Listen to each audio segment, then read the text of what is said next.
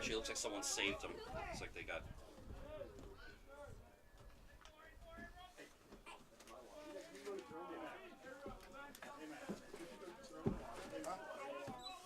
Go take that camera, Peter. Hey, Mac, whenever you're good. It's going, so.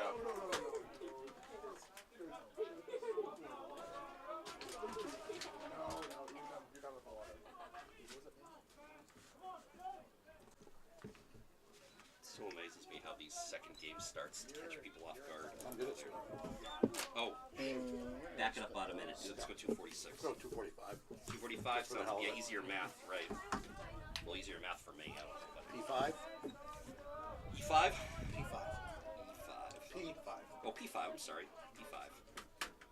P is in You've been talking with your mouth full, right? No.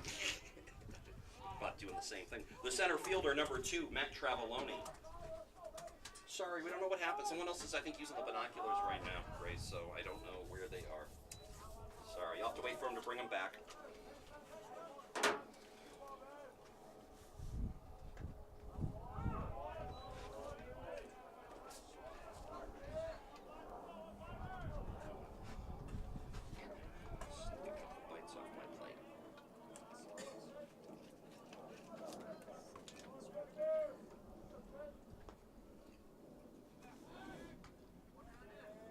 Around all the other desserts, I did find that to be an interesting option.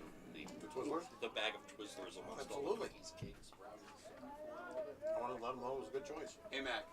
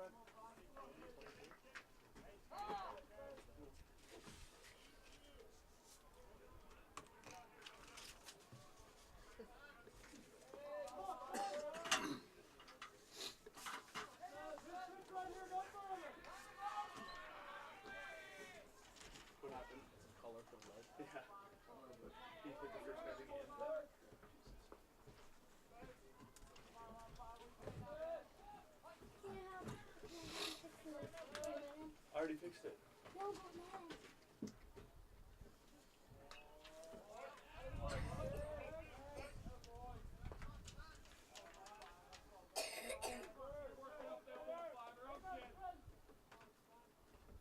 Come on, baby. Come on, baby.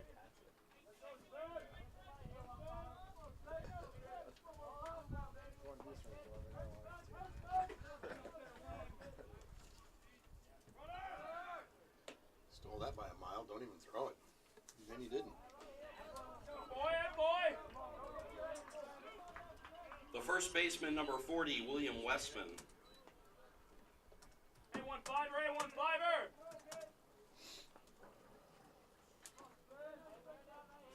Hey, Langdon. Hey, Langdon.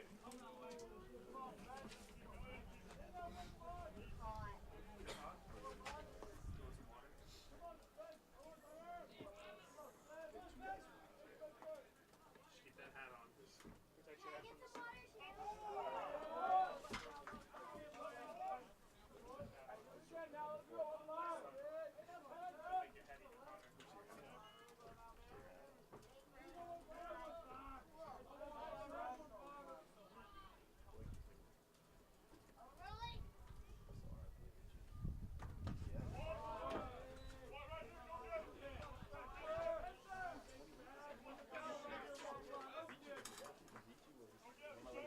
Now we can do this. So I didn't ruin my lunch. I can ruin my dinner. There you go. We can break it So up is this in your lunch. official baseball swan song too, along with you? I believe it may be. Oh, wow. At least here. Like I said, I hope they can hook up with some things when I get back there.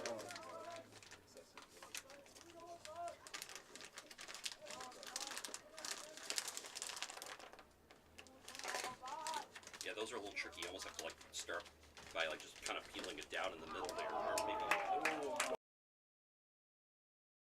Strike. Yeah. Thank you. For Colby in the top.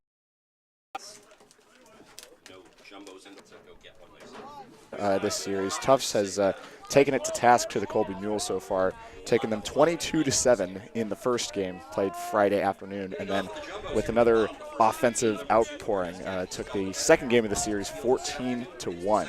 So after an uneventful first inning in which hit batsman was the only runner for the Colby Mules, Jumbos have their first look here against Will Cohen, number 23 for the Mules. Elias Varinos steps in, second baseman. First pitch, off speed and looks to be inside and a ball. 1-0 the count. Varinos, starting second baseman for the Jumbos, has had quite a good year so far. Set the pitch. This time looks to be a little bit outside. Count goes to 2-0. Hitters count for Varinos.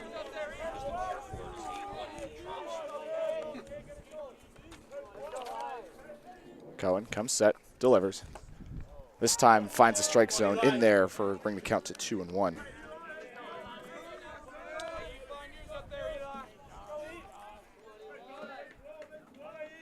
Two and 1 the count. Varinos has had himself a pretty good weekend so far. Kept up with the Jumbos offensive outpouring.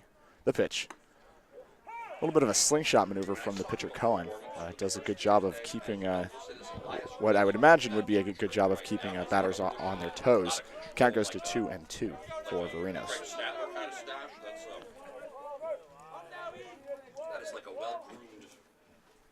The pitch. Swung on and missed, strike 3. That's a good battle for Cohen to start the inning off. Swinging strikeout gets things going for the Jumbos. Tommy O'Hara steps in for the Jumbos, third baseman Tommy O'Hara. Left-handed approach here for the right-handed Cohen. O'Hara, a switch hitter, gets to make that choice every game. One of the more dangerous offensive weapons in the Jumbos arsenal as he spits on that first offering for a ball. O'Hara leading the team in RBIs, or tied for the team lead in RBIs, excuse me, with 23 as of yesterday's output. Next pitch is going to be lined off the glove of Cohen. Makes a nice play to bring it all the way around to first base, but first baseman over there is going to bobble it. That was William Westman on the pickup. Tough hit from yeah, it looked like it was right on his glove hand. Shaking it off, and he looks to be okay. Jumbo Sports Medicine very quick out there, and O'Hara is aboard for the first time this game.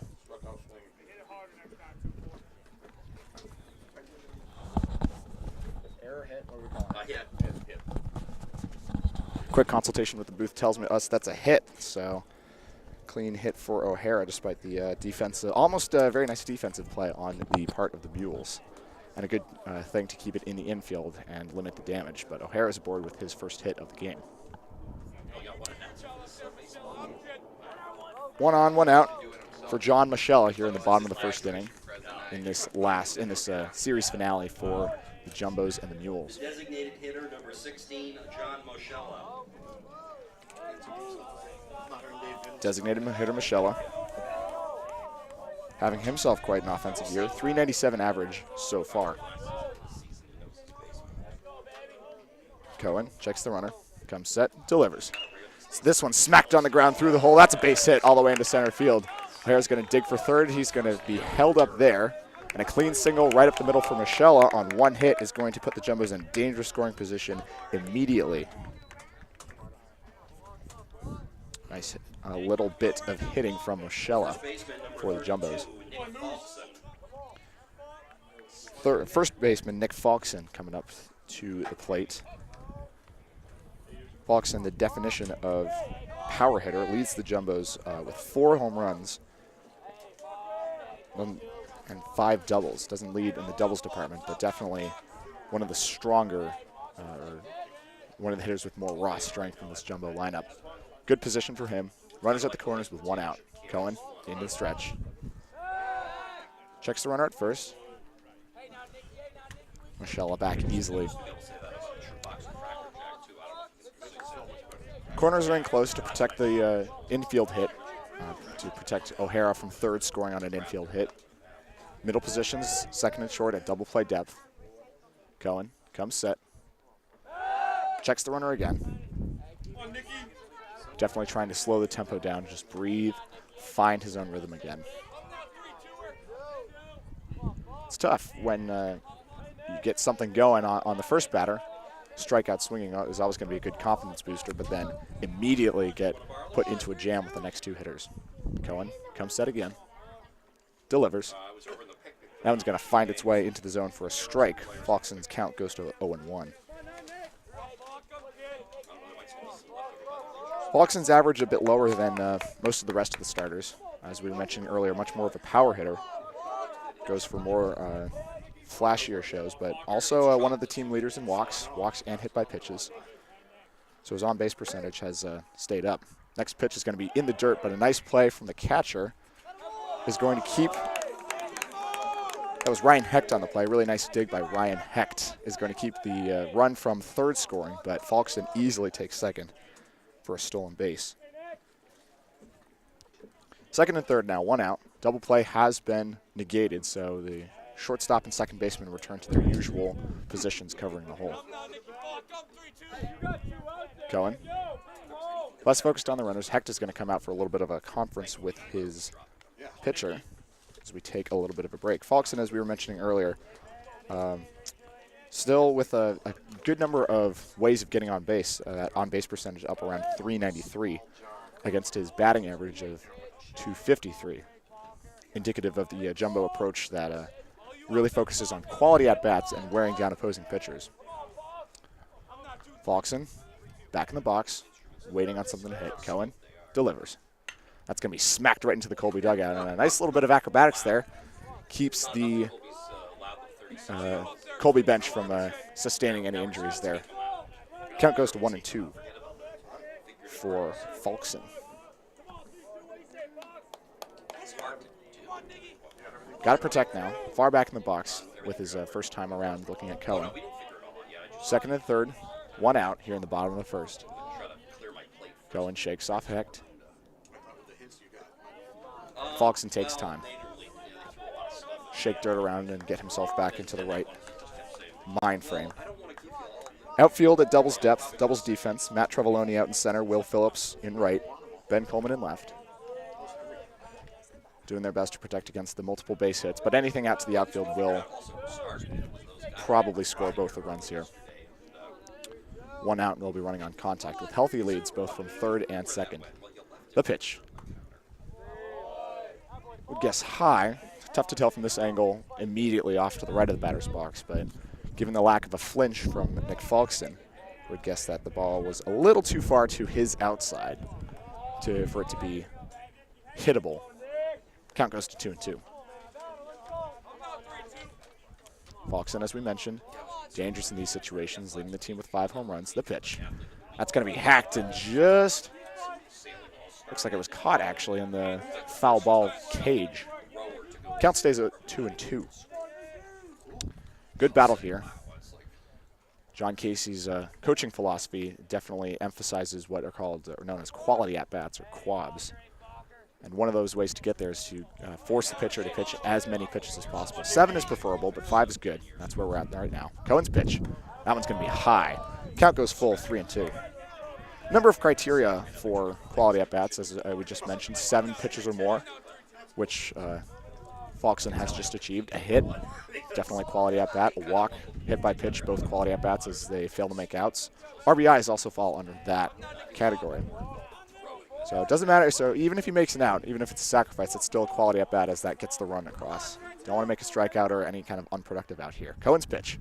That's going to be slapped into center field, a base hit. That's going to make it not quite past the center fielder, but that's going to easily score 2 runs as Falkson digs for second and is in there with a slide, easily making it in with that double. 2-run double for Nick Falkson here in the bottom of the first, and that'll score O'Hara and Michelle both with no problem. Jumbos take a 2-0 lead. right fielder number in 7, the bottom of the first. Malcolm Nachmanoff. Nice bit of hitting, just a great approach. Waiting for his pitch. Fouled off the things that he didn't like and got exactly what he was looking for. 2-run double is going to be really nicely falls under that quality at bat setting. Cohen comes set again. Delivers. That's going to be low to Malcolm Nachmanoff. Ball 1. Right fielder Nachmanoff has had himself a bit of a weekend in that 22-7 offensive outpouring. He contributed 2 solo shots. I would guess it was a lot of fun for my compatriots on JumboCast to get to call those. Nachmanoff also far back in the box, waits for Cohen's delivery. Big lead from Faulkson at second. Nobody covering though, so Cohen pitches. That's going to be in there for a strike. Count evens 1-1. Might be able to just barely hear the chatter from the Tufts dugout. Indicative of definitely a more professional setting of baseball. Call out the pickoff attempts for the runner on second. Anything you can do to help out your team. Cohen. Long look at Faulkson, but delivers. Nachmanoff smacks that into center, and that's going to fall. A base hit. That's going to roll all the way to the wall. Faulkson's going to score easily from second, and Nachmanoff's going to dig for 3. He's going to be in with a slide just in time, beating the throw, and that'll be an RBI triple for Malcolm Nachmanoff. Jumbos take a 3-0 lead on the triple from Nachmanoff. Faulkson, as we said, easily scored. And that's 3 hits in a row for the Jumbos with 3 runs to show for it already in the first inning. Hecht on his way out for another conference with his pitcher. In case it wasn't clear enough, Colby just a little bit outclassed at the moment right now. Cohen's just looking to stem the bleeding and keep his Mules within striking distance. Mules have shown potential. They did in the first game. 7 runs is nothing to sneeze at, but when the differential is up there in the 13 to 14 run area, it's hard to argue. Casey Santos Ocampo stepping up. He's going to slap this one foul down the right field line. Count goes to 0-1. Santos Ocampo right there at the 300 mark or so for the season. 299 with a home run of his own. 14 RBIs is good for right in the middle of the pack with the team. So an offensive weapon in his own right. But his big contributions are the speedy ranginess that he brings to the center field defense. Cohen's pitch is high this time. 1-1 the count.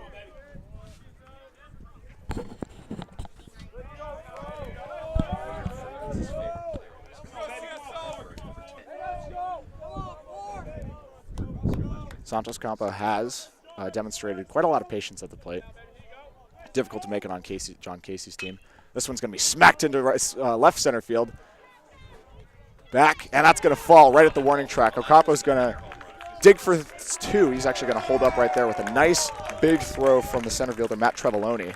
Couldn't quite get there in time, but Nachmanoff's going to score easily from third. Bring the Jumbos to a 4-0 lead. Santos Ocampo with his own lead, his own double to start off his game. That's 4 hits in a row for the Jumbos. Number 1, Will Shackelford. Will Shackelford, the shortstop, steps in. He had himself his own game at the expense of the Mules. Did he make their top 9? As we mentioned earlier, Santos Ocampo had his own double in the game, in the first game against Colby, the 22-7 victory. That was a 2-run double in the 5th as part of the 5-run rally, as Cohen takes on a confidence from the Mules coach. So he just wasted time. Yep. Get bombed a little more. Nobody in the bullpen, so he didn't even use that. Difficult position right now. Still only 1 out here in the bottom of the first. Jumbos have already jumped out to a 4-0 lead. Difficult situation for the Jumbos, though. They only have a 14-10 record so far. They took a couple of tough losses in the teeth during their swing down south for their spring break. And definitely a couple of woes against some other NESCAC opponents, but they're doing all right here against Colby. Ocampo, healthy lead from second. Cohen's pitch to Shackelford is going to find the zone in there for a strike. 0-1 the count. Hecht looking for some direction from his coach. Come on, stick. Come on, stick. Calling his own game, though. Cohen 14 and 10. No, the comes to an agreement. No, Checks the runner. Right. A quick step off. No real turn there. Just making sure Santos Ocampo knows Cohen's got his eye on him. It's tough. That pickoff move immediately behind you is a tough one to pull off because you can't really see anything. But Cohen comes set and delivers to Shackelford. That's going to be in there for another strike. 0-2 the count. Right. I know. Which means all the stats down at the bottom. Whereas my home professional baseball announcer would say quick 0-2 on the first 2 pitches. Got to protect here, Shackelford. Anything that looks good. Cohen comes set. He's got to fire one in there. Almost in the dirt. A little too low, but that keeps up with the pitcher ethos of not giving them anything good to look at, especially when they're trying to protect. 1-2 the count to Shackelford. Best game of cat and mouse out there in professional sports with the batter against a pitcher. Game theory and what's the best move at what time. Cohen checks Santos Ocampo. Comes set, delivers. That's off speed, and that's going to be slapped down the third base line and fair ball. That's going to roll all the way out to the fence there, and Santos Ocampo will score easily from second. And a stand-up double for Will Shackelford will keep this offensive outpouring going for the Jumbos, and they lead this game 5-0 in the first.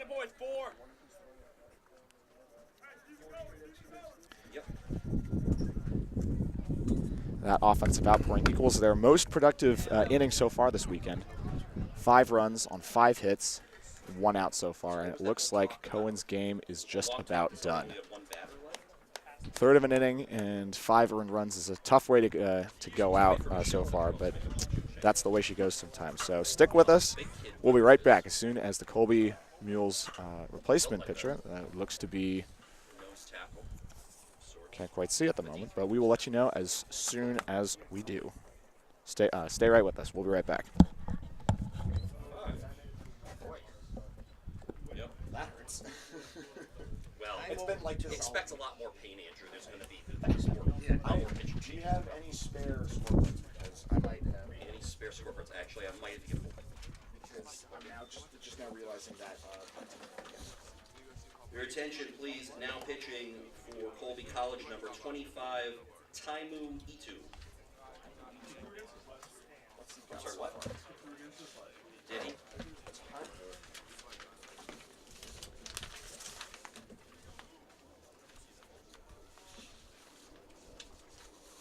No worries if you don't. I can improvise easily. I'm pretty sure I did bring an extra one, Andrew, for section.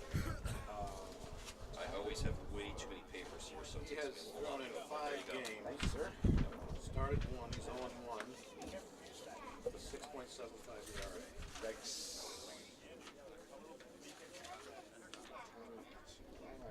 So how's it feel going Vince Scully today, Andrew? We drove apart. This is his graduation present to me. I've been saying, Alex, just let me go solo. Let me just do this by myself. And he finally said, all right, this is it. This is the last weekend. You'll be talking a lot You today. get to be your Vince Scully, so I'm excited. That may not speak for what days after this. That's weird. I have him with a 2.25 ERA and 1-5. No, 0-1 record with 5 appearances, 1 save. I had 0-1 in 5. This is number 11. No, that's fucking right. Yeah, it should be 10.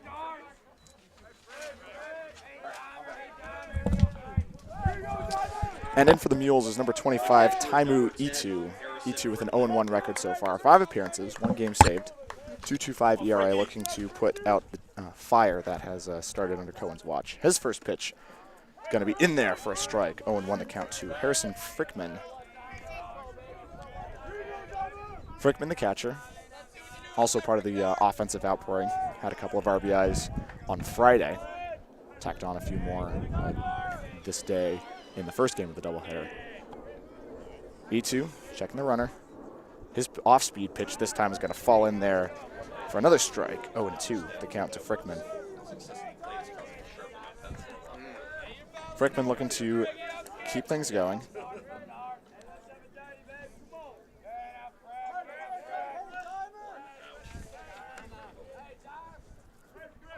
E2 still in the stretch, but taking his time, takes his foot off the rubber, and kicks the dirt around a little bit to reset.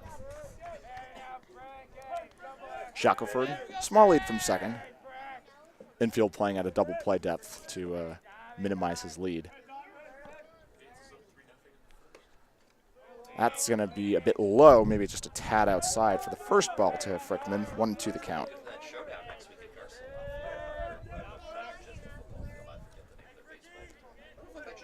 Not much else focused right now for me, too. Not that there needs to be. One on and one out is hardly a stressful situation, but that's going to be smacked onto the ground through the hole, a base hit. Nice clean single from Frickman. Will easily score Shackelford all the way around from second. Then the Jumbos have a 6-0 lead here in the first. Now it's the consequence for playing at double play depth right there. Hit all the way over to the right side was easily enough to beat the second baseman, Jackson Ward, who was doing his best to keep Shackelford on second, but could not range all the way over to get the playable, or what could have been a playable ground ball. Squirted through to the right fielder, and Shackelford easily scored from second. And the hit parade continues with Justin Mills, the center fielder, coming up to bat. E2 gets to reset a bit. That ball was way high, almost got away from Hecht, the catcher. Count goes to 1-0. It's a tough draw coming into a game like this when you're already down by 5 runs and have to try to put out the fire. So credit to him, but double play is a viable route now. At least that's what E2 will be hoping for at this point in time, as his next offering is very low. 2-0 the count to Justin Mills. Hitters count, and the Jumbos, and this is where the patience pays off. This is where all the discipline that Coach Casey has drilled into his players. As this one smacked into center field, a base hit. Frickman's going to round second and go all the way to third, standing up, and that's going to continue the hit parade. Justin Mills, the center fielder, waiting for his pitch, took that hitter's count immediately out to center field with no problem. That's the thing about all these hits. These have not been cheapos either. It was a close thing, a really close thing with the double down the left field line earlier.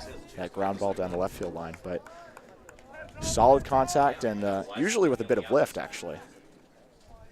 Probably the lone exception, I would say, was Frickman's clean single out to right field, but that, as we mentioned, was a not so much a defensive lapse, but a defensive choice, sacrificing the pull to ensure the double play. Anything hit up the middle was going to be a double play, but Frickman managed to beat that. Elias Varinos back up. He struck out swinging for the only out the Jumbos have made so far. So he'll be looking to insert himself to this little rally going on. E2 looking for his first out, still with a double play in order. He delivers. That's going to be low and outside. 2-0 the count to Varinos.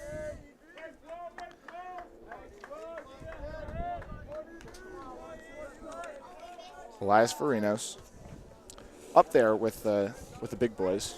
Definitely, as one of the starters, he's got the juice to the offensive firepower to be right along there with everyone else. E2's next pitch will be in there for a strike.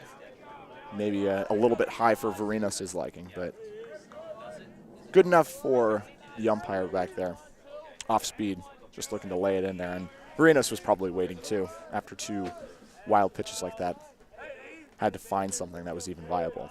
E2's next pitch is going to be scorched in there. Varinos takes a healthy cut and sends it right into the Colby dugout. Foul ball brings the count to 2-2.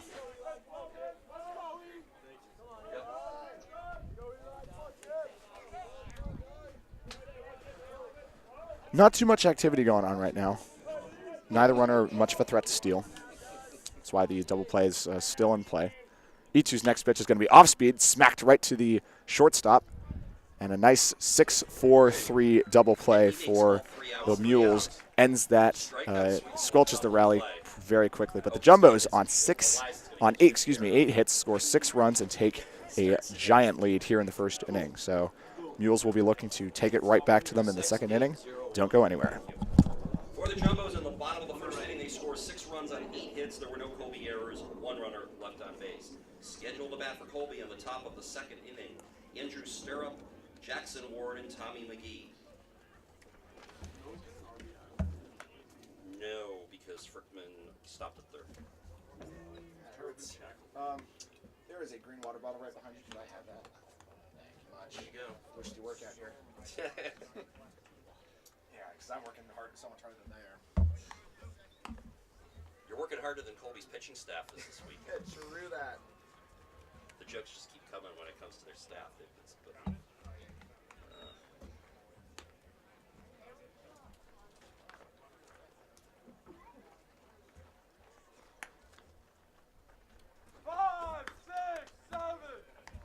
So is that Greenlee? Yeah, that's great.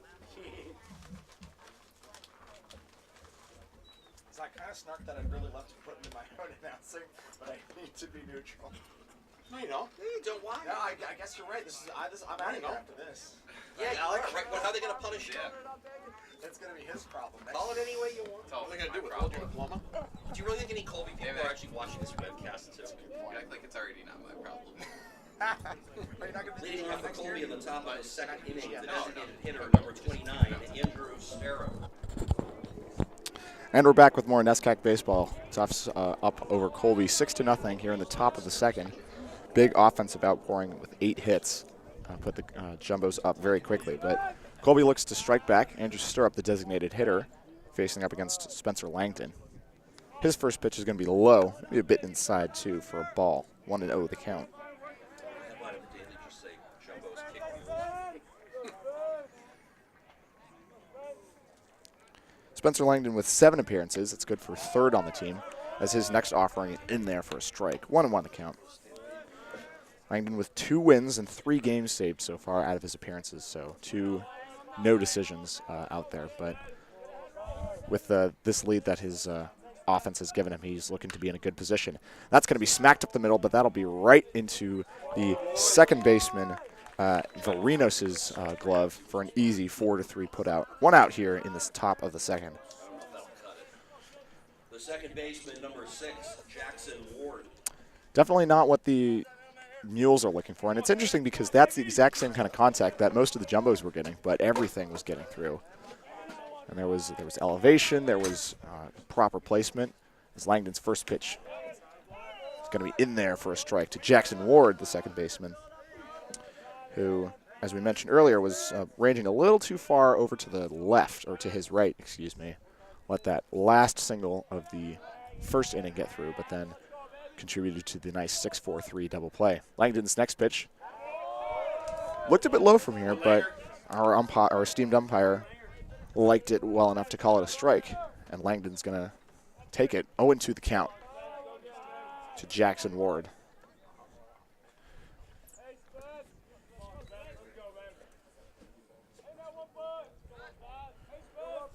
Ward having a bit of a quiet year so far, as Langdon's next pitch is going to be high, and he's going to slap that right across the pitcher's mound.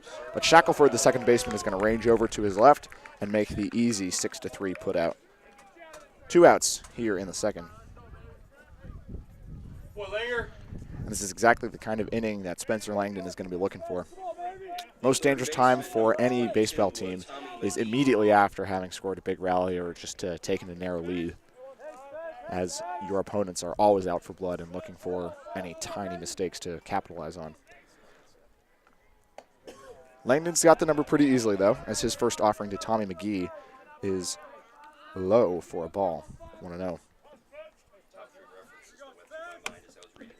Tommy McGee, one of the more dangerous offensive weapons for the Mules, as his next pitch to him is a strike in there, 1-1. Keep barking, baby, keep barking. McGee with a 368 average.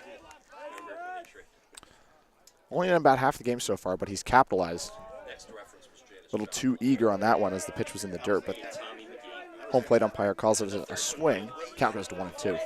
2 outs here in the bottom of the second. Excuse me, top of the second. Langdon on lockdown so far. He kicks, delivers. That'll be lofted into right field. Nachmanov giving chase. That's going to fall behind Santos Ocampo.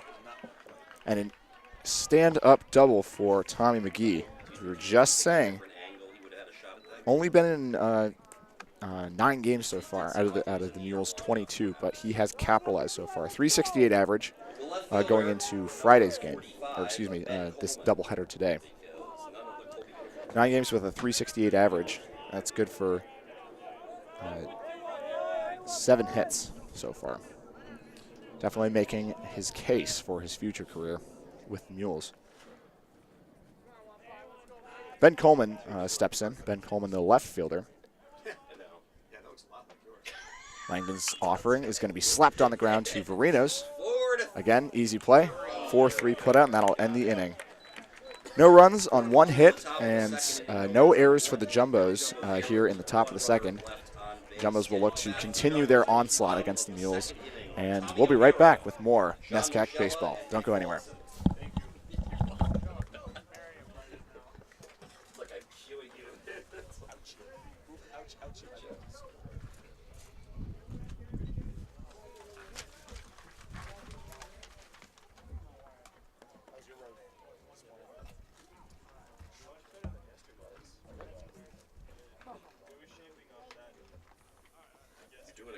Job on that Oh, I know. Cracker Jack, or the Grand Slam snack, as it were. Gluten-free Grand Slam snack. I had my annual physical yesterday. My doctor pointed out to me that each year for the past 5 years I've gained 4 pounds a year. Well, that's consistent anyway. That's good. They kind of like to see a uniform. And I figured if I live 10 more years, I'm going to be 230 pounds. That definitely messed guys up more than it should.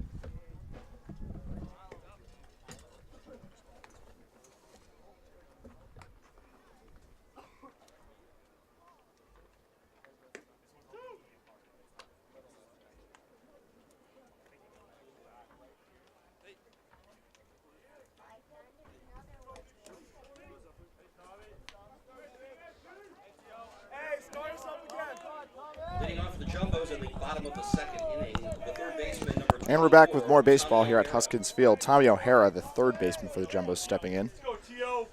Tommy O'Hara, or T.O., as he's known around these parts, got this Jumbo rally started with a single in the first inning. He's 1 for 1 with a run scored. Well, I didn't say that.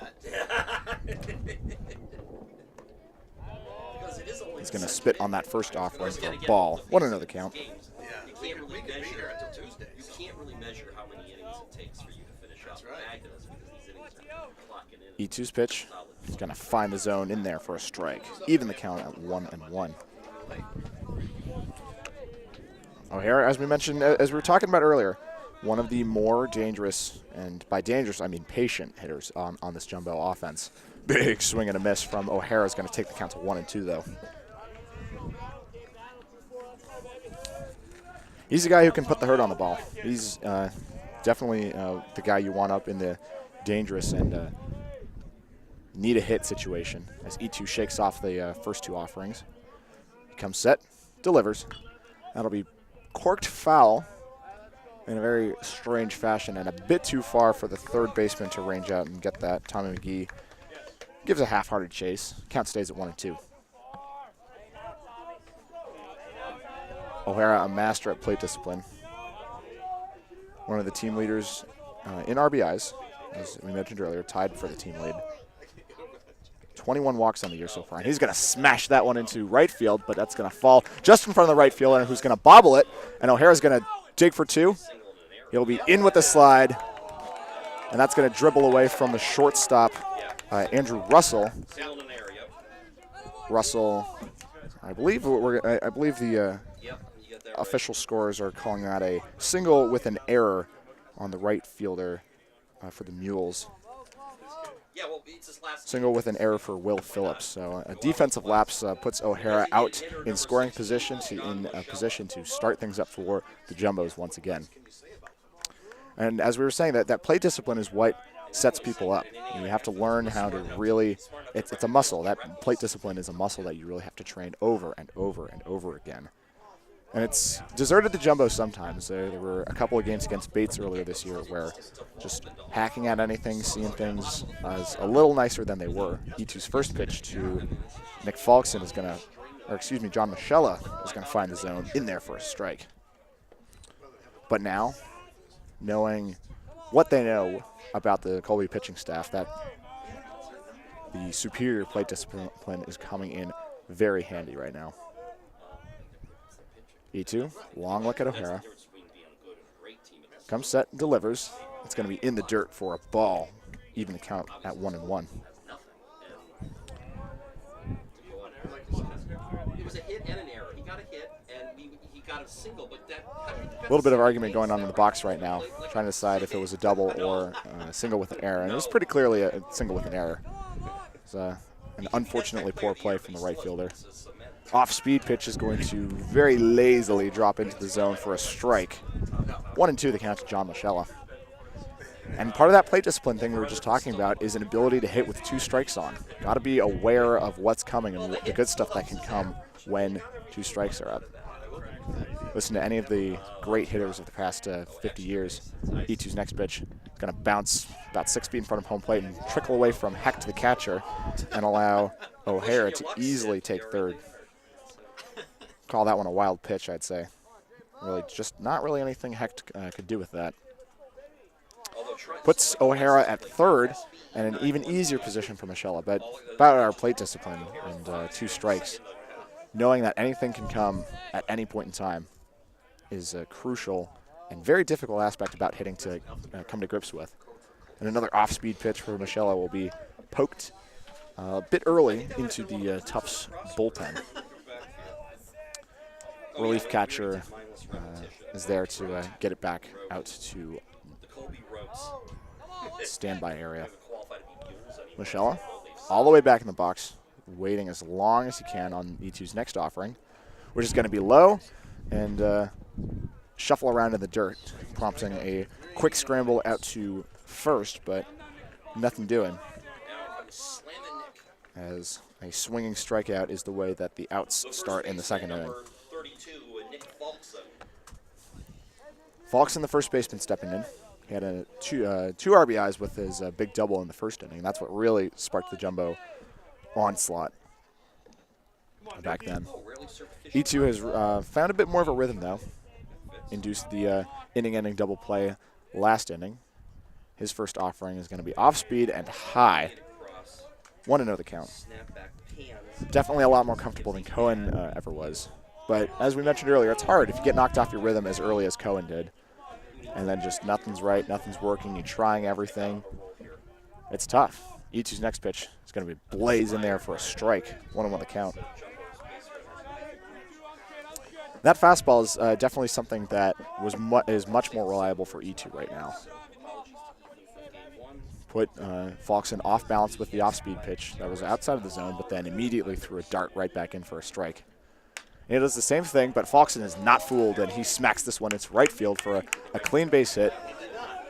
Quick point from the first base coach, keeps him right at first, but that'll score O'Hara from third, and the Jumbos are up 7-0 here in the second. That'll be 9 RBI for Nick Falkson today.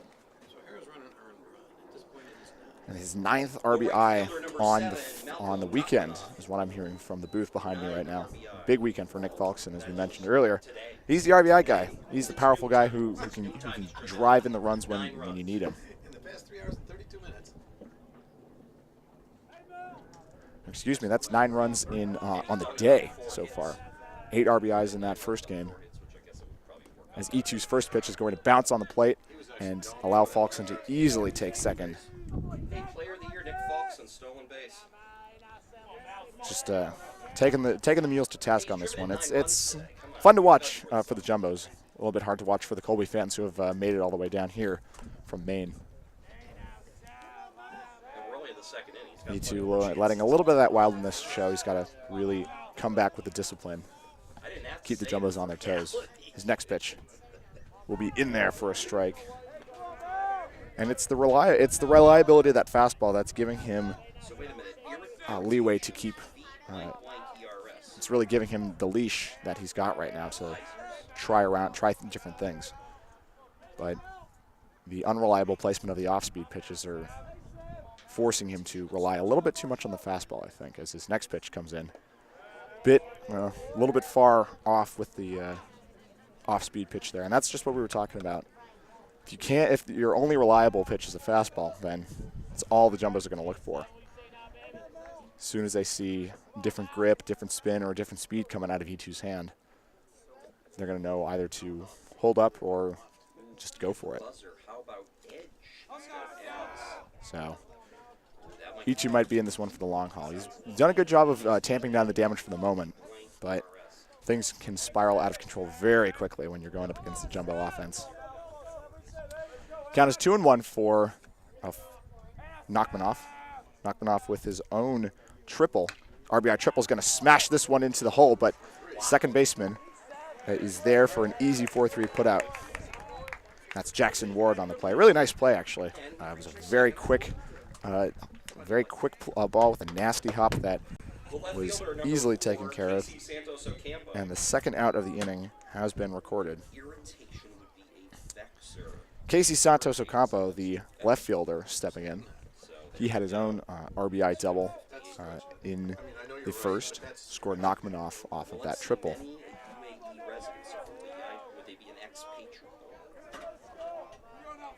Santos Ocampo, shorter than most of the other Jumbos. That just makes a smaller zone, as E2's first off-speed offering is going to miss the zone a little bit for a ball. 1-0 the count. Definitely a bit more luck for E2 than Cohen, as the hard contact from the Jumbo's bats have found the gloves of their defenders. E2's next pitch. Off speed, but in there for a strike. 1-1 the count. I guess the resort down near the Cape is the wall. That's the thing about the patience. The best way to counter the patient batters is to keep the pressure on them. If they're going to spit on offerings and not swing, make them pay for it with the early strikes. E2's next pitch. Yet another off-speed pitch, and there's another strike. And this is exactly how you get credence or credibility when it comes to being an opposing pitcher for these guys.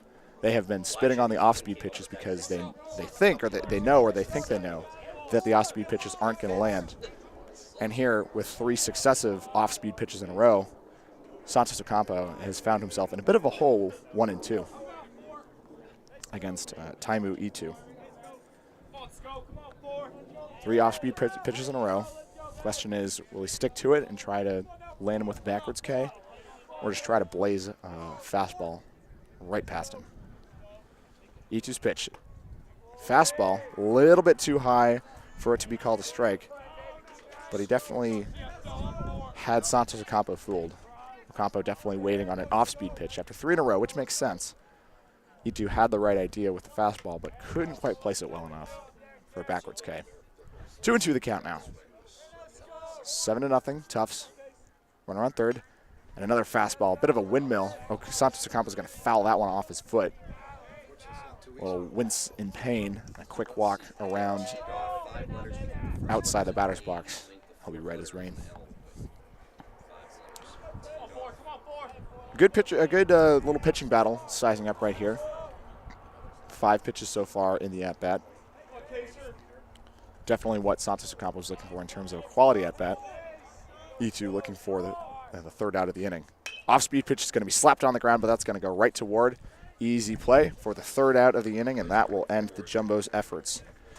1 run on 2 hits, and no errors in the bottom of the second inning, and a much cleaner inning with a lot of action for Jackson Ward, the second baseman, but that's no problem for the Mules defense. And but the Jumbos tack on another run to their lead, 7-0 after 2. So we'll be right back with more NESCAC baseball. Don't go anywhere.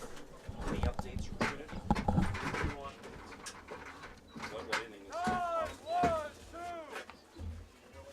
it? E2's actually making the off-speed stuff stick. Yeah.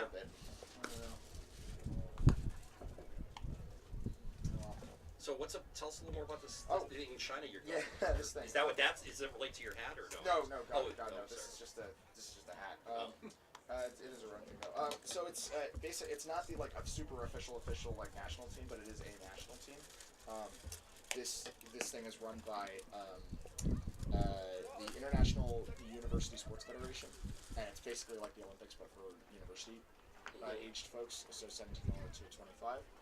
Odd years they run the World University Games, which are like the actual Olympics, but then even years they break it up and all the events are in different places around the world. So rowing's in China, and the like official governing body for rowing put out like an announcement for applications back in like January or so. So middle of February I sent in my own application after a very long exchange of emails like, I am this person, I'd like to do this, and trying to convince the one guy whose job it is to make the team that I wanted to do it. He's like, all right, let's do it. Congratulations, hell of an honor. Thank you. Yeah, no, absolutely. I mean, how many people applied? Do you even? I don't a lot, and I'll tell you more about it. Yes. Okay. Leading off for Colby in the top of the third inning, the catcher number 38, Ryan Hecht. Ryan Hecht, the catcher for the Mules, taking his first at-bat so far for the Mules. Langdon's first pitch to him is going to be a fastball in there for a strike. 0-1 the count. Quiet day so far for the Mules, as Langdon has figured out what he needs to do to keep the Mules silent. 0-2 the count. Ryan Hecht as his next fastball is going to cruise in there for a strike. Langdon's next pitch will be slapped on the ground foul just past the first base. Count will stay at 0-2. Keeping the pressure on so far. 2 strikeouts so far on the day. Both came at the expense of the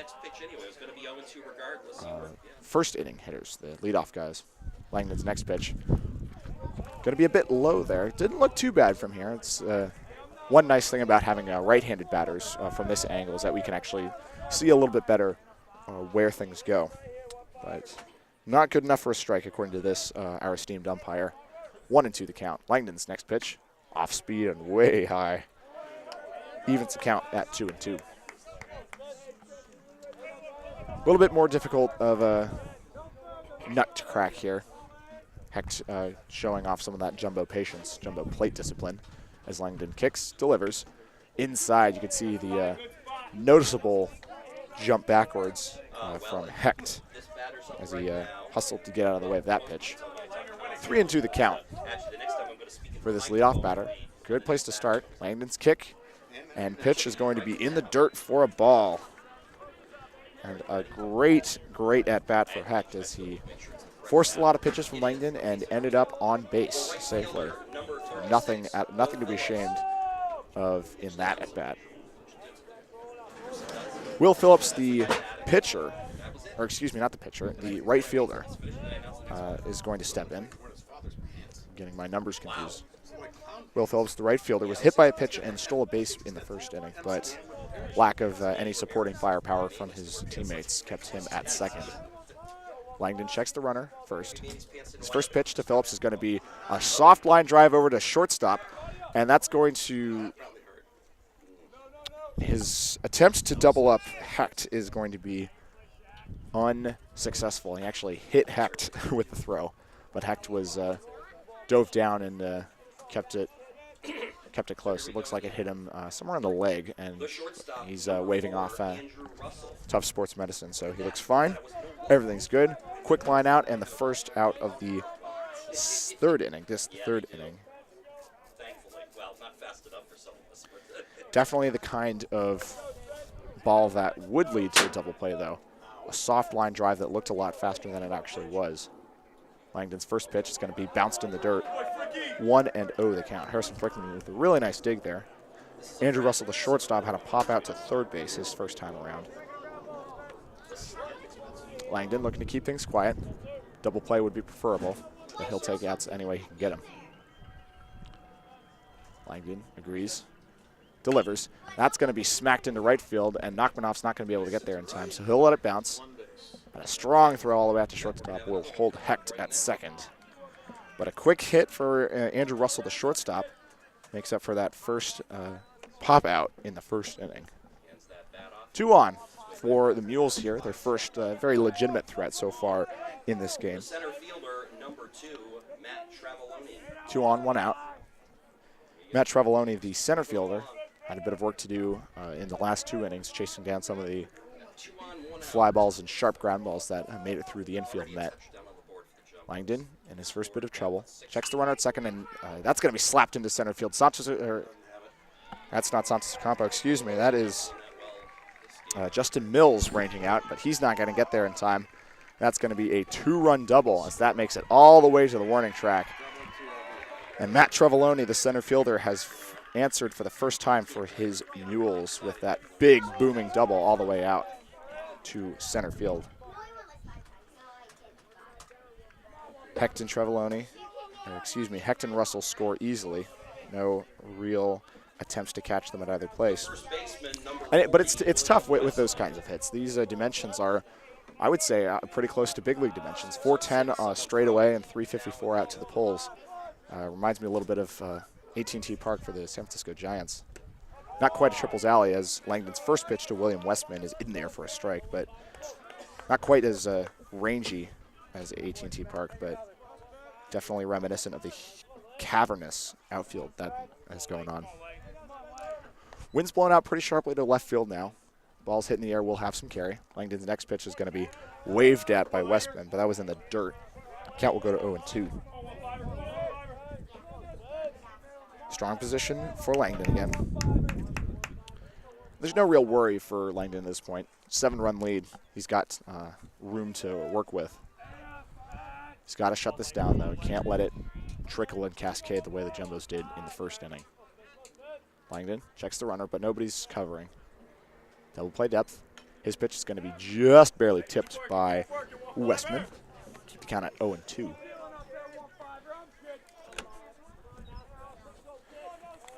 Westman, the first baseman, is a dangerous man in his own right. Westman, one of the only Colby Mules to have hit a home run this year, so he's one of the power threats, especially as the 4-hitter, cleanup guy. That's going to be smacked right to the shortstop, Shackelford, who just barely doesn't make the double up. Good heads-up play from Shackelford and from Varinos to attempt the double play, but equal amounts of situational awareness from Matt Trevoloni keeps him safe at second. That's the second out, though, for the inning. Some good contact from both Will Phillips and William Westman, but luck keeps the Jumbos. Lucky or strategic placement, you be the judge. The good placement of Shackelford has lassoed those both in. Langdon's first offering to the 5th hole hitter, Andrew Stirrup, is going to be low for a ball. 1-0 the count. Stirrup grounded out to Varinos in the first inning, so he's 0 for 1 on the day. Langdon's pitch will be up and in there for a strike. 1-1 the count. 7-2 in favor of the Tufts Jumbos here. Big first inning was really good to put the Jumbos at ease and let Spencer Langdon do his work. Langdon's allowed the Mules to slowly creep back, though. Big 2-run double earlier this inning from Matt Trevoloni. Put them on the board, kept them from having a goose egg. That last pitch was in the dirt, bring the count to 2-1 for Andrew Stirrup. Designated hitter, so his own danger allotted to him as the primary offensive weapon. That's going to be swung on and corked, lofted into center field. Bit of carry, he actually got pretty nicely far out there, but Justin Milles was there, right under it, to end the inning. So that's 2 runs on 2 hits, and no errors for the Jumbos there, as the Mules get themselves off the or onto the board, But the Jumbos still maintain a 5-run lead. Jumbos will have Will Shackelford, Harrison Frickman, and Justin Milles coming up in the bottom of the 3rd, so don't go anywhere. We'll be right back.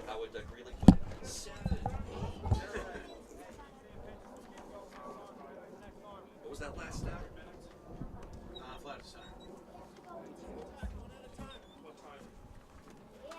So essentially, it's like the Olympics, but for university students, and so it is like a national team, right? And most of the people who get selected actually have to go out to Michigan to train and be with the team. But I got selected for the single, which is just me and the bow by myself. So I get to choose where I go for the single. Just kind of be myself, which is cool because I like Boston. I'm going to try and stay here. But the catch is that the first guy who gets injured in the big boats, I'm the one who steps up and goes in for him. So Oh, really? I didn't know my that. my boat gets compromised. Here you go, because I'm the only Stan. one in it, but I'm willing to, I'm okay with that. I'm not quite at the physical qualifications that they want me for, but the coach likes the video that I sent to well enough to And it's a fun challenge, you know. that's Yeah, the thing. Oh my god, it's gonna be so much fun. just going to China would be enough of a challenge right there, but hey, add something else to it. Leading off of the Jumbos in the bottom of the third inning, the shortstop, number 1, Will Shackelford. Taking that scholar bullshit with me after I graduate. And we're back as Taimu Itu's first pitch to Shackelford is going to be high for a ball. 1-0 the count. Shackelford, the shortstop, had himself an RBI double in the second. He was the last runner to score for the Jumbos in that big first inning. Here in the third, he gets to lead off. 7, 8, 9 hitters for the Jumbos, facing off against Taimu Itu, who came to put out the fire in the first inning. Definitely more of a methodical pitcher, though, as his second offering is in there for a strike. More methodical and a little bit more faithful in the off-speed stuff, which has been less positionally accurate than his fastball, but has worked. That fastball is going to be lofted all the way into right field, but it's going to be knocked down, and a nice play from the... Oh, excuse me. No, that fell. Looked like a really nice play from Will Phillips, the right fielder, but just enough to keep it from it being a nice play. When the announcer says it's about to be a nice play by and then the guy's on second base, there's no hit involved. When guys in the booth behind me, I'm just listening in, are calling that an error, so we'll call that a single with an E9 attached to it for Will Shackelford. Almost a nice play, but then a very nice play by the shortstop, Andrew Russell, to keep the ball from trickling by him. Itu's first pitch is going to catch Harrison Frickman on the knuckles, it looks like. You could hear the little ting from the bat out here, but expression of pain and shaking his hand was immediately clear to everyone that he was hit by the pitch. So first pitch, and that gets the second runner on base for the Jumbos. Frickman with a single in the first. He made it all the way to third before being stranded back in the first. So he's 1 for 1 on the day. Hit by pitch and a single. As we said, some really nice defensive efforts from the Mules. Just haven't quite yielded enough fruit just yet. E2's wild tendencies got away from him just a touch, but his first off-speed offering to Mills in there for a strike. 0-1 the count.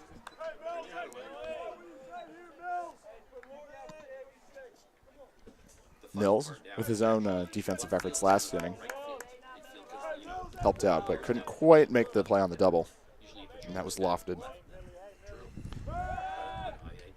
The first pickoff attempted double we've seen so far wasn't bad. As we mentioned earlier, it's tough to do the full 180 to try to get those runners on second. And it's nigh on impossible to pick off runners on first as a right-handed guy. You have to throw all the way across your body, which is very easy to pick up from an early point on. E2's first pitch, that's going to be bunted by Mills. And an easy play at first is going to sacrifice the runners over to second and third. A nice play from Justin Mills. Sacrifice bunt brings the runners over, and it's good traditional baseball. That tough to think, but at odds with the money ball sort of slant that Casey promotes with his plate discipline and going after no outs, no production of outs. Giving up an out like that as a sacrifice without even scoring a run is a little counterintuitive, but it's worked as the infield is all the way in to protect it against the infield hits and the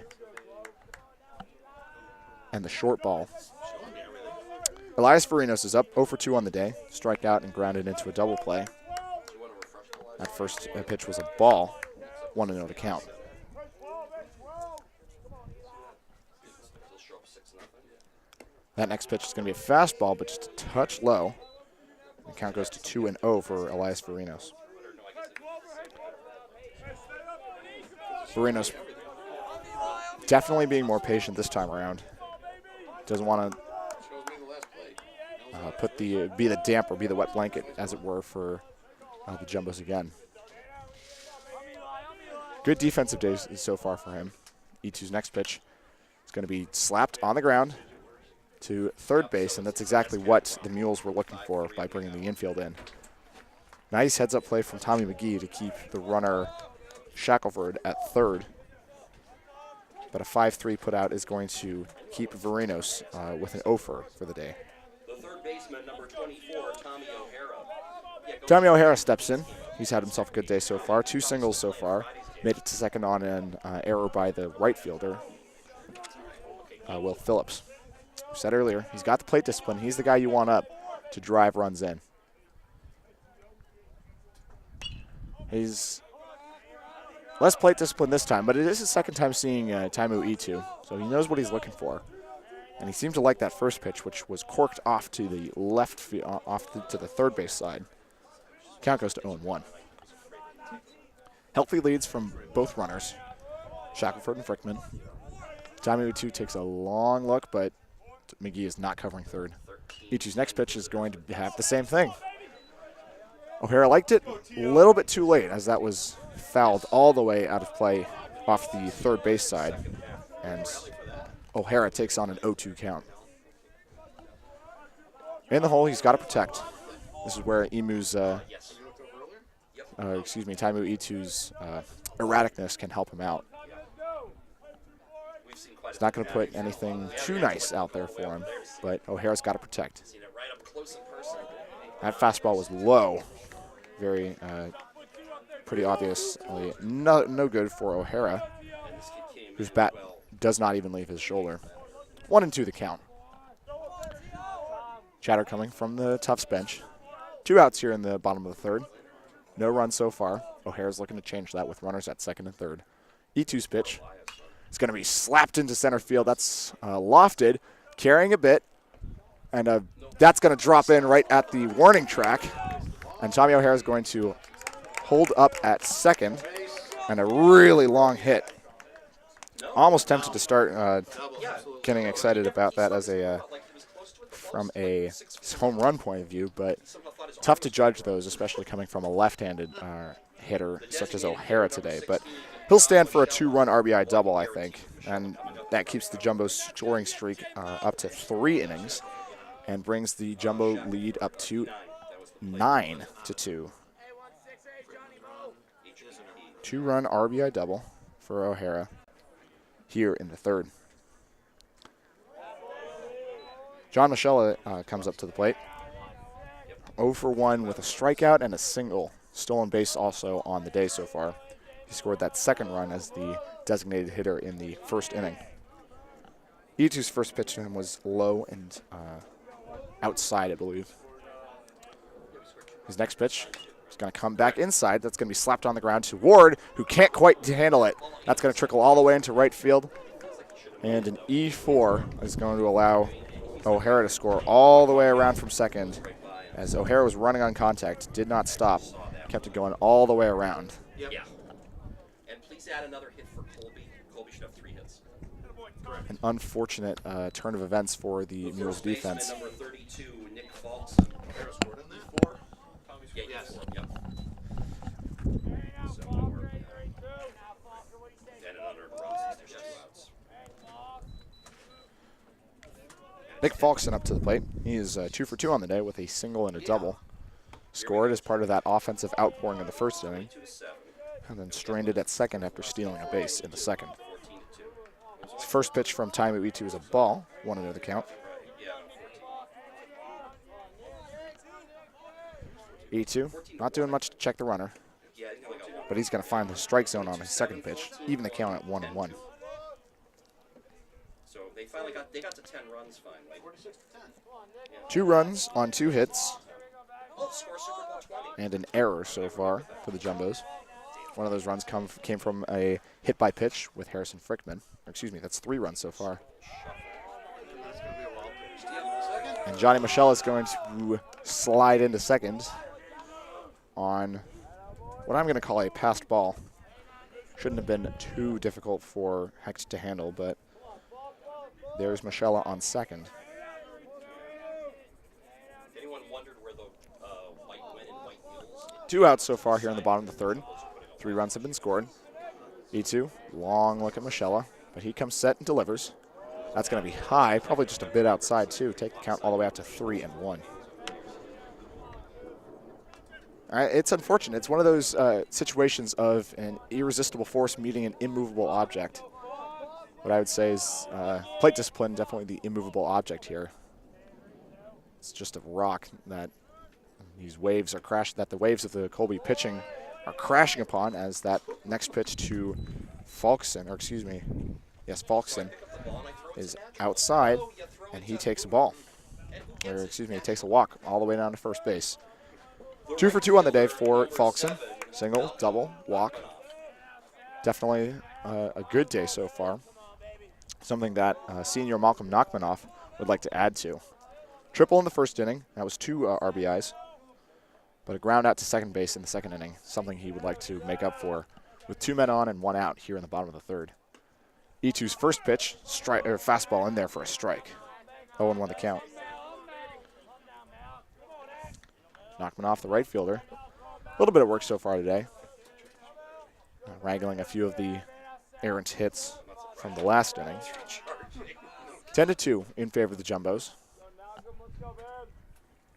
Falkson on first, Michelle on second, Falkson on first. E2's pitch. It's going to be low. Looked decent from here. Could almost see it across his knees, but our esteemed umpire did not like it.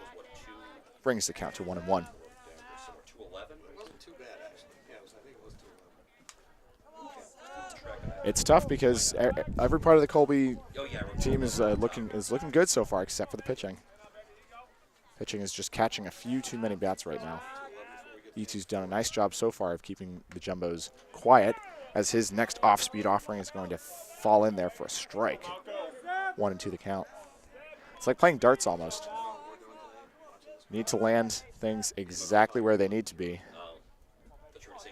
except for these giant sticks of wood and composite that are in the way. E2's next pitch, high this time. Another off-speed offering, but that'll even the count at 2-2.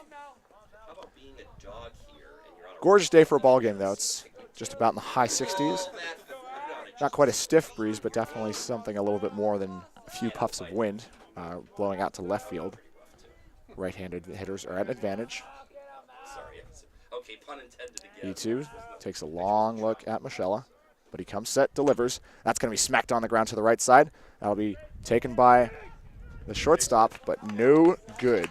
Nothing doing it. A nice play from Andrew Russell to keep the ball in the infield to prevent the run from scoring, but that'll be a clean infield hit for Malcolm Nachmanoff and advance the runners. Set the table for Casey Santos Ocampo, who grounded out to second to end the second inning. Bottom of the third inning right now. Colby got on the board with 2 runs in the top half of this inning.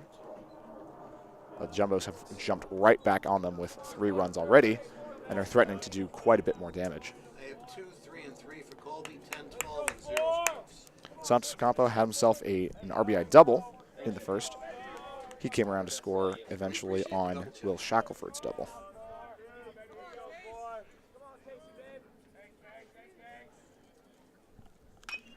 That first hit is going to be just barely fair, and an easy easy put out for Tommy McGee. But damage has been done. That, counting everything up, that is 3 runs on 3 hits and what looks to be 1 error for the Mules.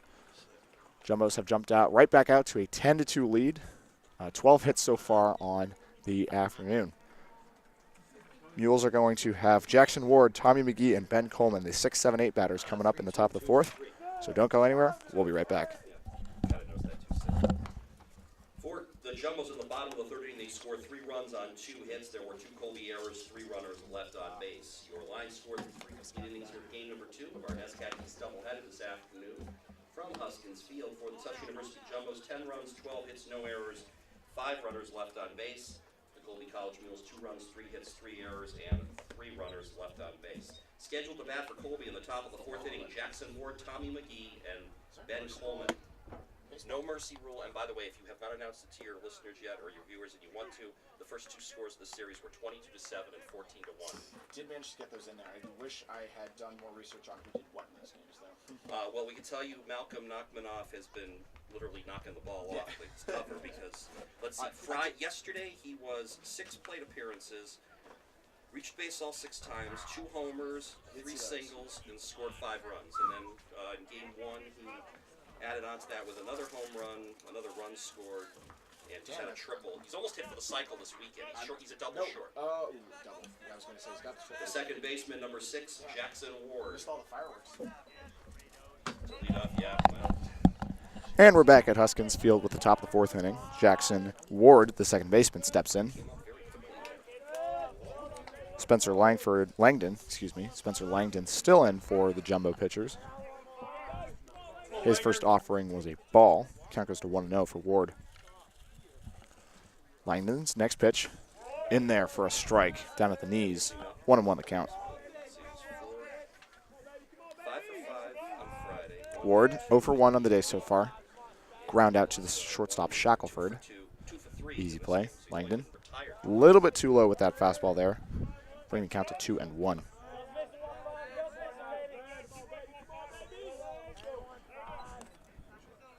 13 plate appearances. He's reached base in 11 of 13 plate appearances. Ward's certainly no slouch at the plate, but tough to find stuff when Yeah, he scored 8 runs. when the opposing pitcher is Did find turned on the way that Langdon is. Ball was a bit high there. That'll take the count to 3-1. Yeah, how's that for perspective? Almost a swing as well coming from He has 10 runs for the Ward, series. but first base umpire said no. So he's almost outscored. Langdon's next pitch is going to cork this one foul, kind of right into the Tufts food table. You can almost hear the clang from up here. In our cards. Yet another day where I forgot to bring my glove. Looking at my cameraman right now, he's just shaking his head, saying he could have got that. He's got the reach, but no good. That'll take the count full 3-2 for Jackson Ward. Langdon comes set, delivers. He's going to cork this one foul almost exactly to the same place. Just barely far enough to avoid hitting a car. Getting a couple chuckles from the crowd. Keeps the count at 3-2. Good pitching battle going on so far. 9 for us. Ward, And now it is not as far back in the box as we've seen others today, but definitely further back. Langdon's next pitch bounced in the dirt, and that'll be ball 4 and a walk for Jackson Ward. Is that a walk? Yep.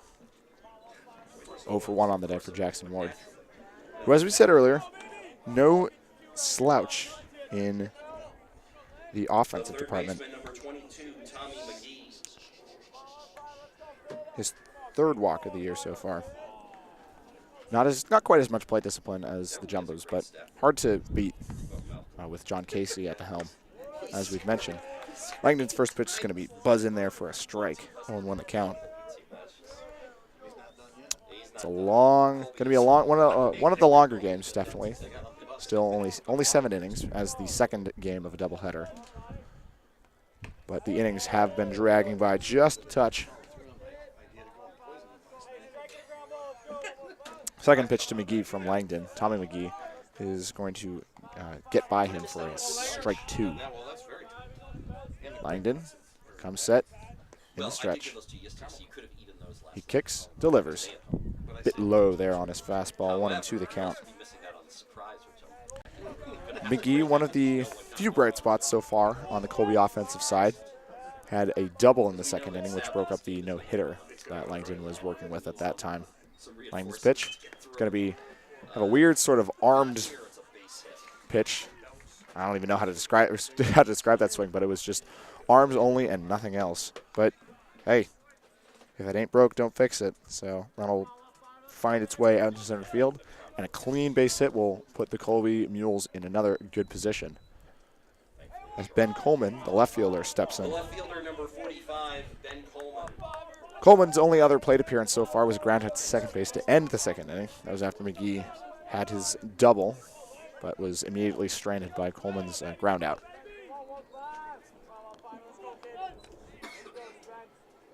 Coleman played 15 games so far this year, but having a little trouble finding the ball with a 213 average so far. Off-speed pitch is going to lazily slide in there for a strike. 0-1 the count. Yeah. Dante Bichette's son, and I can't remember who the third one is. Bichette. Yeah. I can't remember who the third one is. There's three of them. Really? Yeah, well, I guess The first round pick of the Yankees. okay. In 2000. Coleman taking his time with stepping in. So where did the Bichettes live? They live near you then, or? No, they Ben Coleman, a senior from Yarmouth, Maine. So just up the road here, and actually something of a local boy for these Colby Mules, as that next pitch is going to miss just a little bit. Take the count to 1-1. Oh, I had no idea. Bats and throws left. I love having him too. He's like my ace. One of the rangier outfielders for the Mules. Big swing is going to just barely get a piece of that one. Take the count to 1-2. Which I did for Benson Bogarts, but I couldn't do it for Sam. Coleman, as the left fielder, has had less to do this game so far than Will Phillips, the right fielder, with a left-heavy lineup coming from the Jumbos. Langdon, long look at second, kicks, delivers. Another swing and a piece of it for Ben Coleman. Keeps the count 1-2. At least anybody that anyone likes. Said he's the best right fielder. 10 runs on 12 hits and no errors for the Jumbos so far. 2 runs on 4 hits with 3 errors for the Mules. Mules looking to put another bit of a dent in the Jumbo lead so far, but it's not looking too good with Langdon working the way he is. But there's 2 on with no outs here in the top of the 4th. Langdon, long look back at second with Jackson Ward. His pitch is going to find its way into Frickman's mitt, and swing and a miss from Coleman will be strike 3. First out of this 4th inning. No toss around the horn with the runners on base. Just right back to Langdon. Quick run out to resupply our esteemed umpire with some baseballs. 1 down here in the 4th inning. 2 leadoff men, Jackson Ward and Tommy McGee, reached base. Ward on the walk after an extended pitching duel, or pitching battle. Tommy McGee with a arms-only swing. It was almost an emergency swing, it felt like, with the count being 1-2. But bat found the ball found some real estate, so that was a hit. Spencer Langdon is going to right to Will Phillips, but he's going to loft that one into center. Runner on second tags. Shackelford's throw is in line and out. That was a good effort from Jackson Ward to try to tag up on a decently deep hit out to Justin Mills. But good throws from both Mills and Shackelford caught Ward at third, and that ended the inning. So no runs on 1 hit and no errors for the Mules. Score stays at 10-2, and we'll be right back with the bottom of the 4th inning. We've got Shackelford, Frickman, and Mills once again leading off for the Jumbos. Don't go anywhere. We'll be right back.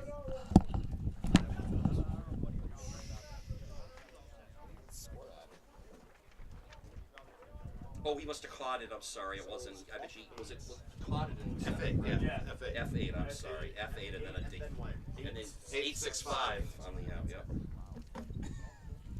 My bad. So then it would only be 0201. And it would be 0101 because that's not a hit. 0101. Yes. For Colby in the top of the 4th inning, no runs on 1 hit. There were no Jumbos errors. 1 runner left on base. Scheduled to bat for the Jumbos in the bottom of the 4th inning. Will Shackelford, Harrison Frickman, and Justin Mills. Because 9 guys against the last instance. 8. Arms at 9. What? 9 this game. Oh, it is 9. So, 7 was the game before. Got it. sadly. What was the? 7 or 9 innings. I forgot which was which. Yeah, 7 for the first game. Yeah, we got a. Well, 8.5 will be this. It's Yeah, 8.5. exactly. We get the. 6.5 the first game and 8.5 this one.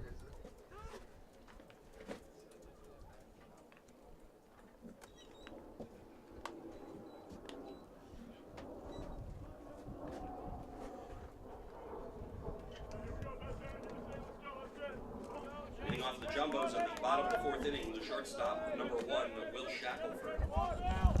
Oh, Billy. And we're back with more NESCAC baseball here at Huskins Field. Jumbo's up 10-2 over the Colby Mules. Will Shackelford taking the leadoff responsibilities this inning once again.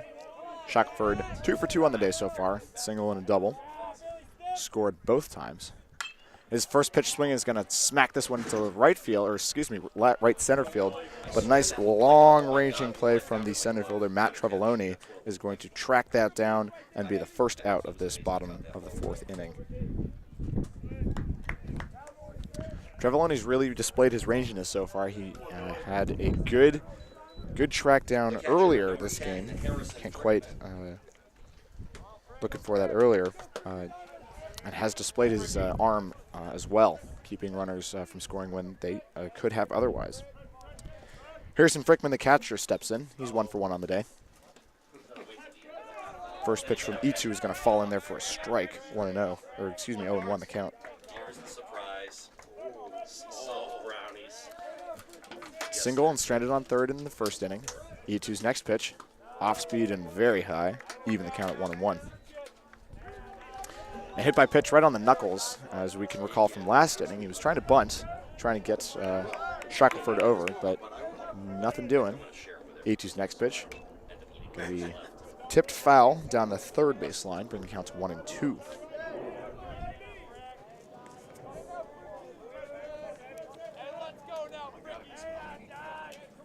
Frickman, the catcher. Junior from Charleston, South Carolina. Bats and throws right. E2's next pitch is going to be bounced in the dirt to even the count at 2-2. Frickman has taken on full-time catching duties so far and has done a fairly good job of staying consistent at the plate, right around the 265, 270 zone. E2's next pitch, off speed and outside to take the count full, 3-2. Definitely padded the stats a little bit so far this weekend with the offensive explosions. E2 comes set, delivers. That's going to be smacked out into left field. That's going to go. Keep going. That's gone. Home run for Harrison Frickman all the way out to left field. And we said it earlier, talking about that earlier, it was this wind has actually stiffened considerably all the way out into left field. You can see the flag just waving and just fluttering around as far as possible. He got as much of that as he needed to, and the wind just took it all the rest of the way. Home run for Harrison Frickman. Caught me by surprise, quite frankly. I've been thinking about what I'd like to do for my home run call, and it just gets away from me. So, but congratulations to Harrison Frickman. Joined the cast of characters that have put up some fireworks for the Jumbo so far, and keep the scoring highlight keep the scoring highlight reel going for the Jumbos in this game. 11-2 in favor of the Jumbos. E2's first pitch to Justin Mills was in there for a strike, 0-1.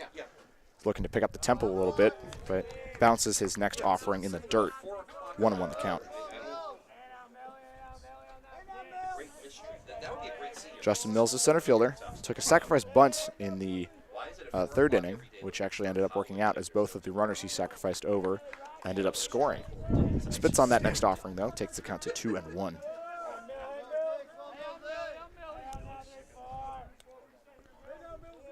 E2 comes set, delivers inside this time, 3-1 the count.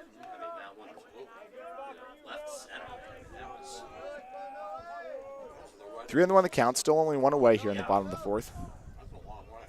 E2's given up 5 runs so far. And another easy take for Justin Mills will allow him to take first base for free on an easy plate appearance for Justin Mills. Looks like E2's time could be up. Can't quite tell at the moment. Gate's open, but stick a fork in him, he's done. E2 has done his piece so far. Bottom of the fourth inning. We are 1 out into the fourth inning, so that'll be just about 3 innings and a third. Not even. No, that's just 3 innings for Taimu E2. 3 innings, 5 earned runs, it would seem. So a tough draw, but we've got a new pitcher, pitching change for the Colby Mules.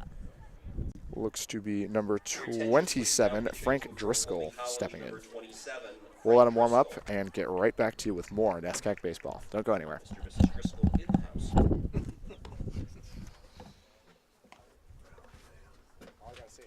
Anybody want a brownie? I'll take one. Really good. They are really good. You're not full enough. If you're offering, I'll take one. Yeah, sure. Help yourself, Here's please. my clipboard.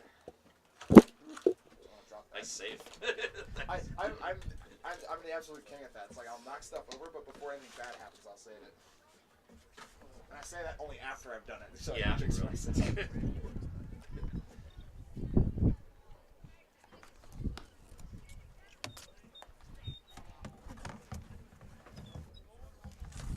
Did our hard-working JumboCast director? Oh, nothing. All right, what do we got?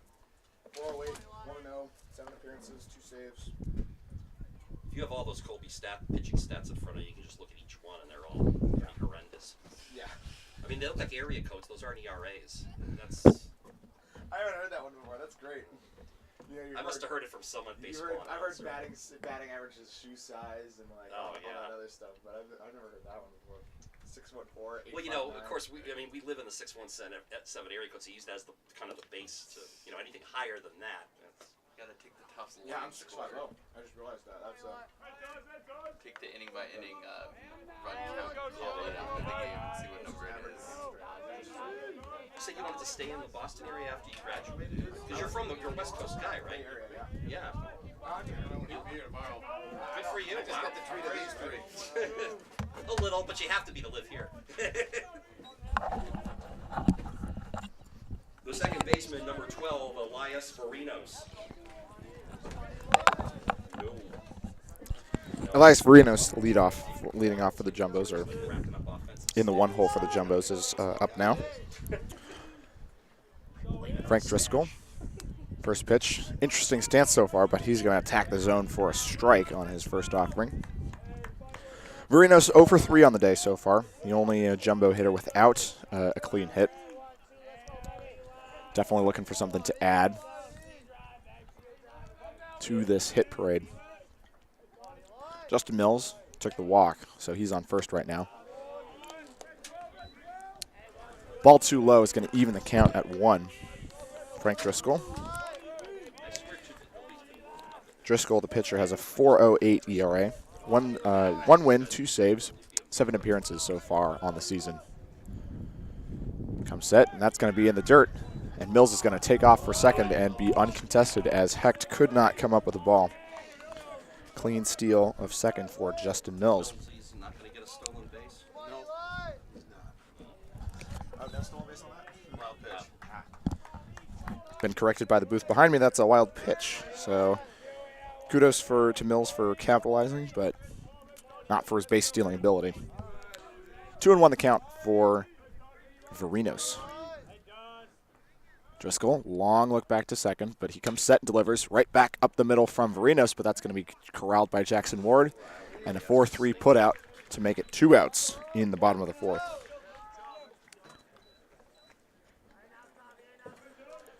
The third baseman, Varinos maintaining his 0 for on the day. Tommy O'Hara, the third baseman, stepping in. O'Hara, 3 for 3 so far, 2 singles and a double. 5. No, we hit 3 yesterday. That was 2 RBIs. He was the guy who helped Justin Mills capitalize on that sacrifice bunt. He's going to smack this one into left field. That's going far. It's going deep, and it's gone. Tommy O'Hara with a big fly. That's going to bounce off the top of the shed out there, but that got out of here in a hurry. I'm waiting to see that from Tommy O'Hara so far. He's one of those guys who can do it. That's a 2-run bomb, and the Jumbos are now up 13-2 here in the bottom of the 4th. Shy of the cycle. And he scored and got in a hit every time he's been up here in game 2. I was about to say single scored. And the fireworks have really opened up here in the bottom of the 4th. That's the second home run of the inning so far. O'Hara not content to let Frickman be the only one with something to cheer about. Everybody Everybody's taking turns having was fun. quick and jumped all over that first pitch. Well, truthfully, O'Hara hadn't Driscoll really seems done to much have on top too. lost his cool just a little bit as the first pitch to Michelle bounces about 6 feet in front of the plate. Bottom of the fourth inning. He's Count got goes to 1-0. Single, double, home run. Driscoll looking to stop the bleeding. Couldn't quite get it done against O'Hara. So, Michelle that looks. one, oh, The next delivery is going to be a bit too low. The last pitch came out. Michelle I believe you might have 1 for 2 on the day so far. We've had 2 home runs this inning. A single, a strikeout, and reaching on an error back in the third inning. Why don't you note this there, Sid? Got all the way to third base on that error that allowed Tommy O'Hara to score. And then Couldn't quite make it sick, though. I want to get the beat back from that. So it was like 3-0 the count. and so now, Could be a green light to swing, especially with how Tommy O'Hara just did on that last at-bat. Very far back in the box, just waiting to see something. Bats up. Look for a swing. That's going to be in there for a strike. 3-1 the count. Commentator's curse on that one. You can see O'Hara tensing, waiting to swing, and then spat on it, despite it being in the zone. That's what it comes to. As Driscoll's next delivery is going to bounce in the dirt for ball 4 and a walk for Michelle. ball 4. Michelle keeps that 1 for 2 line on the day going with My toughest job is no at-bat. Errors and at-bats errors and walks don't count towards the at-bat stat for hitting statistics. I think I'm like some kind of Las Vegas. But 1 for 2 on the day with Over here, keep yourself awake. That's got to be what it is. 7. I guess that's got to count for 3. Three times reaching safely is got to count for something. Checks the runner first. Driscoll with his first runner allowed on base. Discounting O'Hara, who never actually stayed on base. But a healthy cut from Nick Falkson is going to bring the count to 0-1. Excuse me. It's like 2 little matching. I got 2 matching sets there. Yeah. Well, right. That means we'll definitely. Falkson still all the way back in the box, but a wide stance puts his forward foot almost all the way up even with the plate. Long look from Driscoll back to Michelle. Michelle a bit of a threat to steal, but Driscoll is going to pitch this one right into Falkson and give him a free base. 2 for 2 on the day for Falkson, who took a walk in his last at-bat and started off the day with a single and a double. Quality at-bat as no out was recorded. Still 2 away here in the bottom of the 4th, but Jumbos are still threatening as Malcolm Nachmanoff steps up. A double shy of the cycle for the weekend is what I've been told from the booth behind me. Had a pair of home runs yesterday and plenty to do in this first game so far. First at-bat was a triple, which drove in 2 runs in that big big first inning. 6-run first inning is what I was thinking of, as that first pitch was going to be way outside for a ball. So then whoever wins 2 out of 3 in the Tufts State Series has 8 wins and wins the division. 1-0 the count. 2 men on, 2 away here in the bottom of the 4th. Because of the tiebreaker, if Bates and Trinity finish Knock tied, him off, far back, and a bit of a narrow stance, but he steps wide as his first healthy cut is going to send the ball straight back into the cage, even to count at 1-1. 2 out of 3 years with Albert Bates. Driscoll a bit of an irregular rhythm to the game. Could be that he's just trying to keep the Jumbos off balance. But he takes his time. 13 now this season for He's taking his time at the moment at least. Long look out to Michelle on second. Comes set, delivers. That's going to be corked right over our heads, actually. He's the only one in double figures. Cameraman had his hand up. Couldn't quite get there in time. Could you, Pete? Well, that was fairly empty when the day. He's giving me a eye roll. He could have had it. Yeah, I was gonna say, no one else on the team has double. Nachmanoff's count goes to 1-2, though, on the foul ball.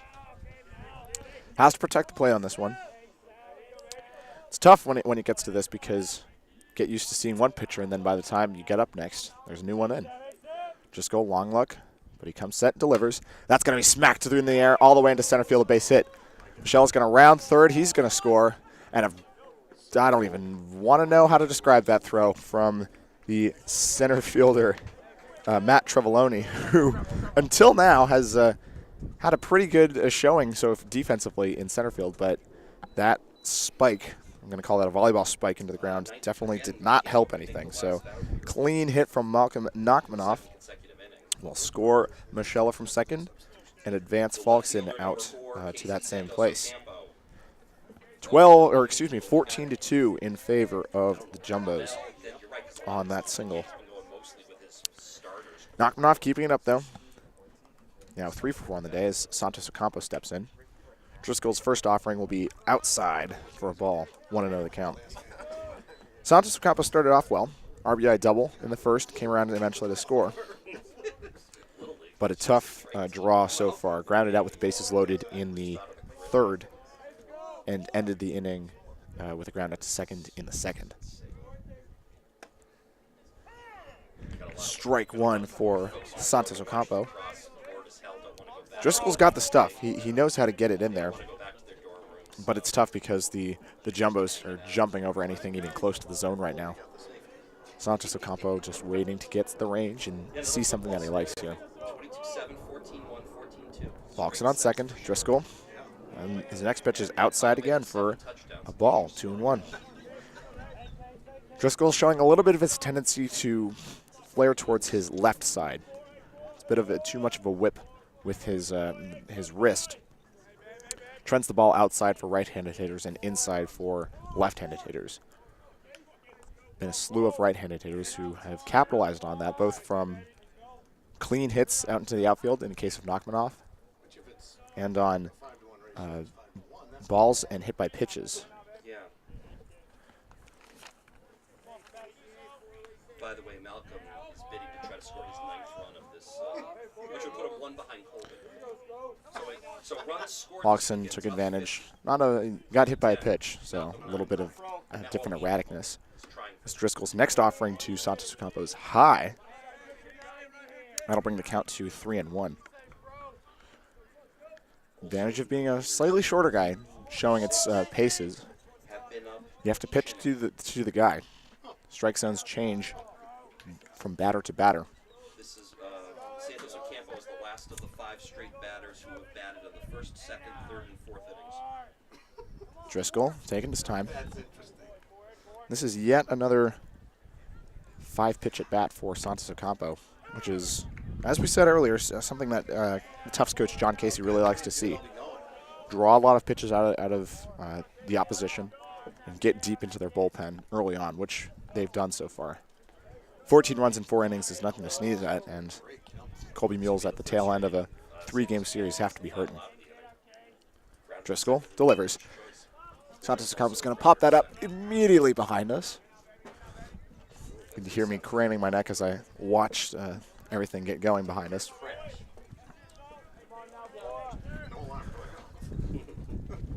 3-2 the count. 2 outs here in the bottom of the 4th. Runners will be going on contact. That's like the Powerball jackpot right there. Absolutely. Okay, sir. You got all the numbers and the bonus points. Santos Ocampo, as we said, 0 for 1 on the day. Looking to protect, but a bit of erraticness from Driscoll could prevent him from doing much of anything. That's going to be way above his head, and an easy take for Santos Ocampo will let him take first all by himself. Advance the runners, and the table has been set for shortstop Will Shackelford.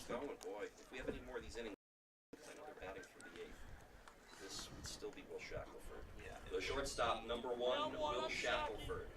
Will Shackelford, 2 for 3 on the day so far. Single and a double, scored twice, and he takes this first pitch for a ride deep into right field, but the right fielder, Will Phillips, got a beat on it very quickly, and that will end the inning. So that's 4 runs on what looks like 3 hits and no errors for the Jumbos here in the bottom of the 4th inning, but those 4 runs came with 2 big flies, one from Harrison Frickman, a solo shot, the second batter of the game, and the second, a 2-run bomb from Tommy O'Hara. For the Jumbos, head to the 5th inning. The new right fielder is. He hits it high. It's out of here. I could hit this weekend. Leading off. And immediately, bada bing, bada come in for right fielder Malcolm Nachmanoff to take care of the deep corner. One out, and first pitch swinging again. That's going to be lofted deep into right field. Stephen White going to work immediately. 2 pitches, 2 outs. Say bada bing, bada boom. That's can't get much more efficient than that, as Langford is really starting, or excuse me, Langdon has locked in with a robot efficiency. So now just Stephen White needs to get some at-bats in, see what goes on there. Just like that, Andrew Russell and Matt Treveloni. Good morning, good afternoon. We're going to see if Langdon can shut the door and say goodnight on this Colby Mules lineup in the bottom of the 5th inning.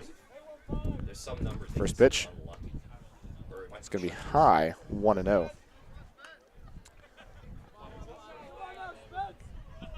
Glad as we are to see Stephen White out in right field. The question was we were asking the question, can Malcolm Nachmanoff outscore the Colby Mules lineup, as Langdon's next offering is in there for a strike, 0-1 the count. Nachmanoff having scored 8 runs so far this weekend to the Colby Mules 10.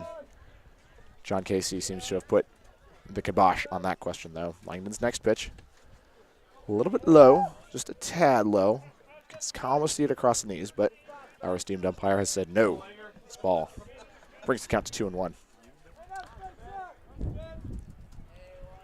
Langdon still in cruise control now, especially with a 12-run lead such as this. His next pitch is going to be corked foul. This one's going to be into the stands almost. Not quite into the cars out that way. Everyone seems to be fine. Count goes to 2-2. William Westman, 0 for 2 on the day so far, struck out looking back in the first with a pop out to the shortstop. Excuse me, that was a line drive out to the shortstop in the third. And that's going to be a clean hit, clean single right in through the hole between shortstop and third base. Single, and the first hit of the day for William Westman, the first baseman.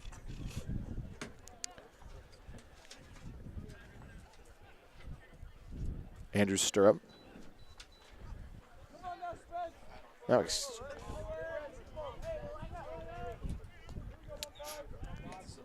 Andrew Stirrup, the designated hitter, stepping in. Quick check on Westman. Oh, excuse me. I have been off by a single one. Will Phillips and... Now you're killing. Oh. Yeah.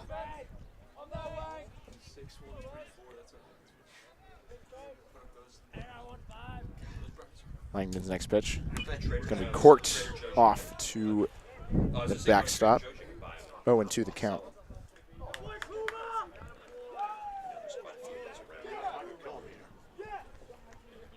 Just like Malcolm Nachmanoff's been.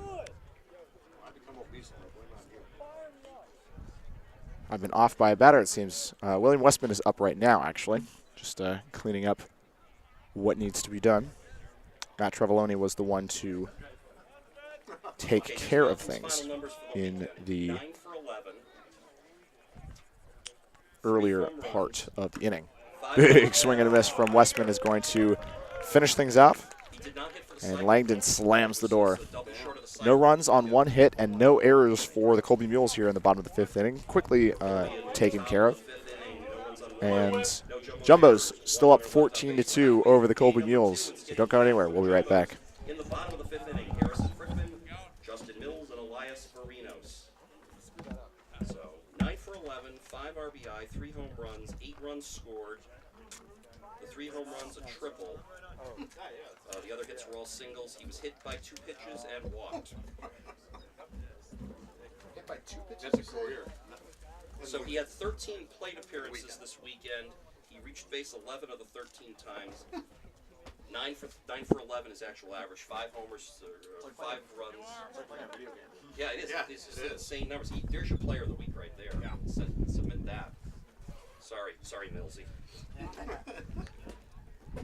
Too many singles, not enough homers. Gonna have to give it to Malcolm. Did I screw that up? Because I thought Will Phillips. Harrison Frickman, Justin Mills, No, and that's the Mules just now. Mules, F9 for the first 2 batters. Right, And then, who led off? Phillips was the leadoff hitter. Yeah. Because Hecht was down there. I see how I screwed that up. So 2 flyouts to right by the top 2 hitters, then 3 hitters singled. Good morning, good afternoon. I was ready. And then a strikeout swinging for Westman to end the inning. And we may have a new pitcher in the game for Colby. We do, because 40 went to first base. Uh-huh.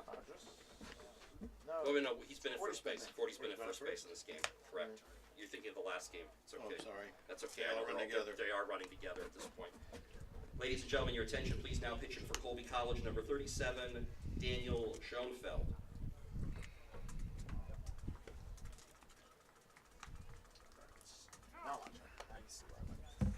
You all set? Yep. Okay. We all set? Did we make any offensive changes? What? The binoculars here. No. Check and see if we got any more. And welcome back to NESCAC Baseball, where the Jumbos have taken a 14-2 lead over the Colby Mules into the bottom of the 5th inning. Center should be We've got Frickman, Milles, and Varinos stepping up to the plate right now. Is that still Frickman? It is. Getting off the Jumbos at the bottom of the 5th inning, the catcher, number 10, Harrison Frickman. Uh, Who took Shortstop should be 4. Driscoll for a ride. Base should be 6. Big fly in the last inning. Will face off against the Colby Mules pitcher, Catcher's 9. number 37, Catcher, Daniel Schoenfeld. George Schmidt. Schoenfeld with a 6.14 ERA, 1 win, 5 appearances, no games saved. Schoenfeld's delivery is going to be low, bring the count to 2-0 on Harrison Frickman. Frickman 2 for 2 on the day with his solo shot, a single, and a hit by pitch so far. Scored 2 runs. So what's the score of this one? Schoenfeld out of the stretch. It's going to be high there, 3-0 to Frickman.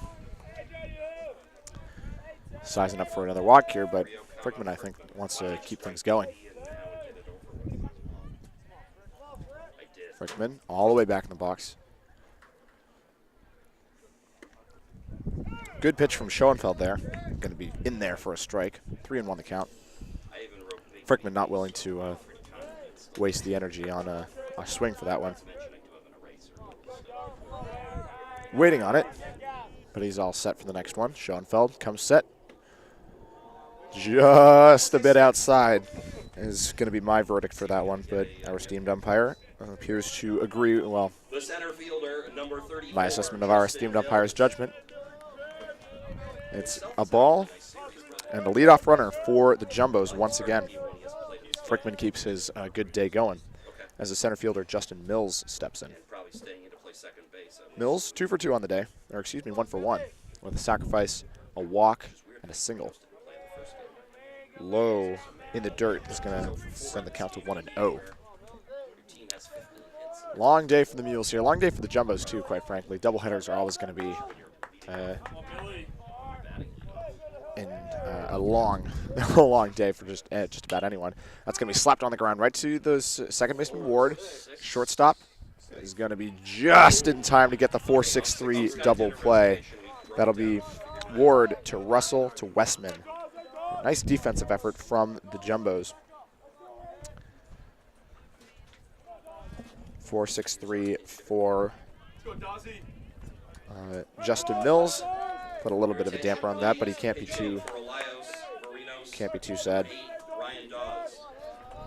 Ryan Dawes stepping in for Elias Varinos. Varinos was just not finding the ball the way he needed to.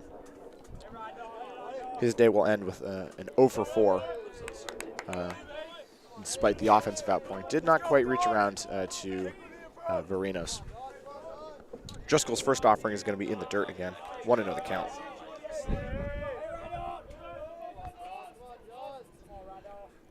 Dawes, squared stance. That's going to hit him. So he'll take that free base, no problem. But with 2 outs, significantly less dangerous situation than the leadoff walk posed after Frickman. Tommy O'Hara steps in. He's having himself quite a day. 4 for 4 so far with 2 singles, a double, and a home run. Just a triple shy of the cycle, which is something Malcolm Nachmanoff actually did pick up. So O'Hara's looking to keep that up. He's scored every time he's come up to bat so far. So O'Hara O'Hara's going to smash this one into right field. He hits it high. He hits it deep. It is out of here for the second time today.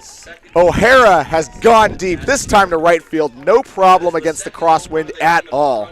Both of those were just no doubters, and O'Hara, with his second 2-run bomb of the game, has blown this game open even further. 16-2 in favor of the Jumbos. Absolutely, and have yourself a day, Tommy O'Hara. Good grief.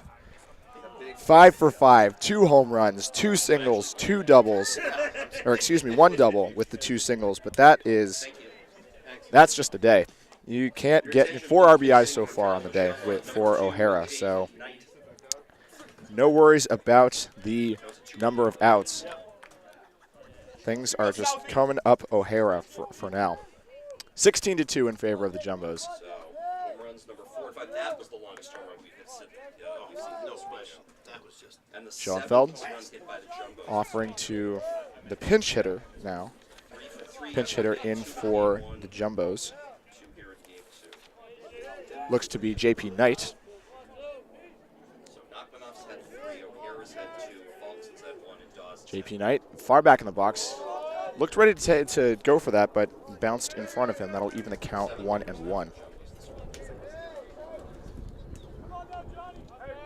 one feels like it should be the last one, too, but it was the longest.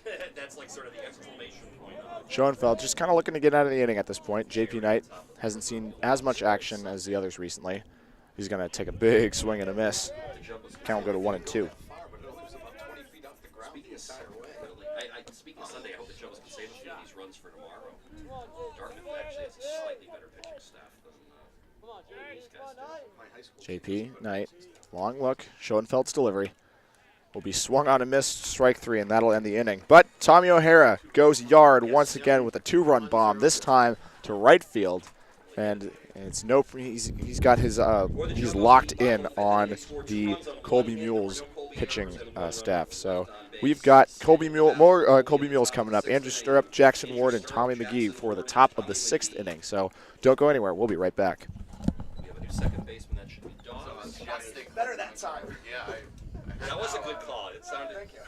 good. It's hard to get the emotion up there because it's just. you gotta go for the. With that one, It wasn't hard to get the emotion up for that was one. crushed. You can't hit a ball any harder than he They've hit 7 home runs now this weekend. He's tied with Falkson with the team lead now. 5 homers. 5 homers, okay. He's 5 for 5 on the day with. You want to talk about player of the week? 2 players of the week. He's still, if he gets up one more time, though, he should go for a triple. For the cycle. Yeah, that's what. I was just saying that he's only triple shy. That goes out and hits another home run. Well, that one, he thought if it was sinking low enough, it was going to hit off the top of the fence. What's this guy That would have doing? been his triple. Yeah, what is going on here? There's a defensive change. He's just making sure that Dawes is in there. Or no? Do we have more change? So White, we know, went to right. Shackelford's still out there. Yep. O'Hara's still at 3rd. Falkson's still at 1st. It should just be Dawes. I still see Mills in center. And I think that's still KC in that. Yeah. Casey and left. One defensive change for the Jumbos as we head to the top of the 6th inning. The new second baseman who stays in the game after pinch hitting the last half inning. That would be number 8, Ryan Dawes. Now leading off for Colby here in the top of the 6th inning, the designated hitter, number 29, Andrew Stirrup. Ryan Dawes comes into the game on the defensive side of things after picking up Elias Verino's hitting for the 5th inning. And with those 2 home runs, as Langdon's first offering to Stirrup is in there for a strike, 0-1. With those 2 home runs and those last 2 at-bats, O'Hara has moved into a tie for the team lead in home runs with Nick Falkson at 5. Probably outside, if I had to guess. Height looked pretty decent from here. Count will even at 1-1. Stirrup, the DH, is 0 for 2 on the day so far. Ground out. He's going to keep that up, as Falkson will wrangle that and take it himself for the putout. 1 away in the bottom of the 6th inning. And for those joining us for the first time, for watching a NESCAC doubleheader the first time, the first game that was played, the Jumbos, in which the Jumbos won 14-1, that was only 7 innings as part of the maintaining the load, keeping the athletic load lighter than anything. First games of the doubleheader are played for 7 innings, but the second game is played for the full 9. There's no rules, no reasons to shorten the game for any reason whatsoever, so we'll be getting you a full serving of baseball in this one. As Langdon's first pitch buzzed in for a strike, his next offering, off speed, and that's going to be smacked right into the glove of Will Shackelford for the second out of the 5th inning.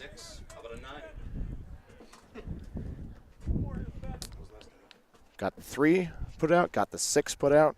The third baseman, number Patterns suggest something to 9. Fly ball out to the right fielder, Steve White, who had plenty to do last inning with those first 2 defensive plays. It was 2 pitches and 2 outs immediately to the right fielder. Langdon comes set, delivers. Bit high on that one. Count goes to 1-0 for Tommy McGee. McGee, who's 2 for 2 on the day so far, single and a double. Worked well against Langdon so far. He's going to look to keep that going. Langdon comes set, delivers. He's going to smack down on the ground right to Will Shackelford, who wrangles it. Quick throw out to Nick Faulkson for the 6-3 putout. 3-6 and then 6-3. So I guess that's the pattern for you. But that's 3 up, 3 down in the bottom of the 6th inning. Mules go quietly, and the Jumbos will be back up with Nick Faulkson, Steve White, and Casey Santos Ocampo in the bottom of the 6th. So don't go anywhere. We'll be right back. You said 9. They just went back to the 6-3. They went 3-6, 6-3. That's true. Yeah, there you go. Nice little. What's the word for that? A palindrome. Palindromic inning. Yeah, There very you much go. so. Numerically speaking, you don't usually are numerical palindromes. Okay. 40 still at first. The right fielder's still 36. Wait, was there a pitch hitter in the last inning? Did I miss it? JD Knight. Yeah, JD JD Knight. Knight. For the Jumbos, I'm talking about. For them? No. I got White. I got Knight. White for that. They did not have the last time. Faulkson, White, and Santos Ocampo. It looks like they made no other defensive changes. No defensive changes at all, right? No. Didn't even make a pitching change. Nope, for a change. Yes. I did. See how I did that? I did. I see what you did there. Another home run or a triple? You can either take the team lead in homers or go for the cycle. It depends which one you Which do you want? Let's go, Nicky. So we head to the bottom of the 6th inning. New catcher in the game for Colby is number 9, George Schmidt, and leading off for the Jumbos in the bottom of the 6th, the first baseman, number 32, Nick Faulkson. See how I snuck in that catcher an inning after he came to the game. Bottom of the 6th inning here at Huskins Field. Jumbos have taken a 16-2 lead on the back of Tommy O'Hara's second 2-run bomb. And as we mentioned earlier, or in the last part of the inning, moved into the tie for the team lead in home runs with Nick Faulkson. So with the game pretty much well in hand at this point, I can only imagine what might be going through Faulkson's mind at this point. Spits on the first pitch, though, 1-0. Faulkson, an experienced enough player to know. Faulkson takes a huge hack at this one, and it's high. It is deep. It is out of here for a huge bomb. Solo shot for Nick Faulkson, and he retakes the lead from Tommy O'Hara. Takes the lead for home runs with 6 on the team so far. That's a solo shot, and the score has gone to 17-2. 6th home run of the season for Nick Faulkson, and he knew O'Hara was coming, and so he's right back on it. And now Faulkson himself is only a triple shy of the cycle. So interesting to see how they do what they do for the next time that they're up. We said it earlier, but the wind is absolutely not howling. It's come and gone. It was definitely howling out for Frickman's home run and O'Hara's first home run, which is not to knock their achievements, but it's definitely a stiff breeze out to left field so far. Schoenfeld's next pitch is going to be slapped on the ground by Steve White, but that'll be an easy 4-3 for Ward to Westman and the first out of the bottom of the 6th inning. And the pinch hitter coming in for Santos Ocampo here as we take a look at the roster. Mike McLaughlin coming in for Santos Ocampo. Pinch hitting for Casey Santos Ocampo, number 31, Mike McLaughlin. Number 31, Mike McLaughlin, himself an outfielder, so he'll probably take on the defensive responsibilities after this half inning is over. He gets his first look at Schoenfeld, whose offering is low, and a good bit of plate discipline there as he held up what looked like a pretty interested swing. Schoenfeld's given up the most home runs at this point with looks to be 4 at this point. I believe it's 4. Jumbos have brought the fireworks once again, though. Scored more runs in less time than what happened in the first game. And Spencer Langton has kept the Mules on lockdown ever since the 3rd inning. We're trying. Schoenfeld's next offering is spat on by McLaughlin. Count goes to 2-1. O'Hara hasn't had a triple yet. No, it's a triple shy of the cycle. Did O'Hara McLaughlin hitting .242 on the season in 14 of the 24 games the Jumbos have played so far. Slanted stance. Looking for a lot of power there. You can almost see him sort of swing into it a bit more with the upper half of his body strength. And just barely got a piece of it. Just enough to stay alive and take the count to 2-2. There have been so many, how can I remember? I know. McLaughlin far back in the box with his slanted stance. McLaughlin with 4 RBIs and another. And an unfortunate turn of events there as our esteemed umpire seems to believe that he did take a full swing at that with a forwards K to round out his first at-bat in this game. That'll be out number 2 here in the bottom of the 6th. Your attention, please. Pinch hitting for Will Shackelford, number 5, Will Burgess. And another pinch hitter coming in for the Jumbos. This time for shortstop Will Shackelford. That's number 5, Will Burgess. Burgess having a good year so far in the games he's had. .333. Schoenfeld. His first pitch will be in the dirt. 1-0 the count.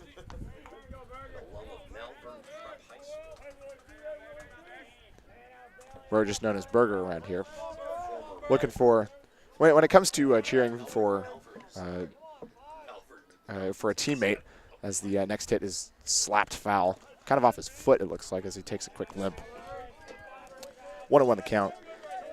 Any name that that guy might have has to be shortened into either a 1 or a 2-syllable nickname. So Tommy O'Hara gets shortened to T.O., Burgess to Burger, Will Shackelford to Willie Shack, which 3 syllables, but still easily spat in a 2-syllable fashion. As Schoenfeld's next pitch is going to sneak in there for a strike. 1-2 the count to Will Burgess.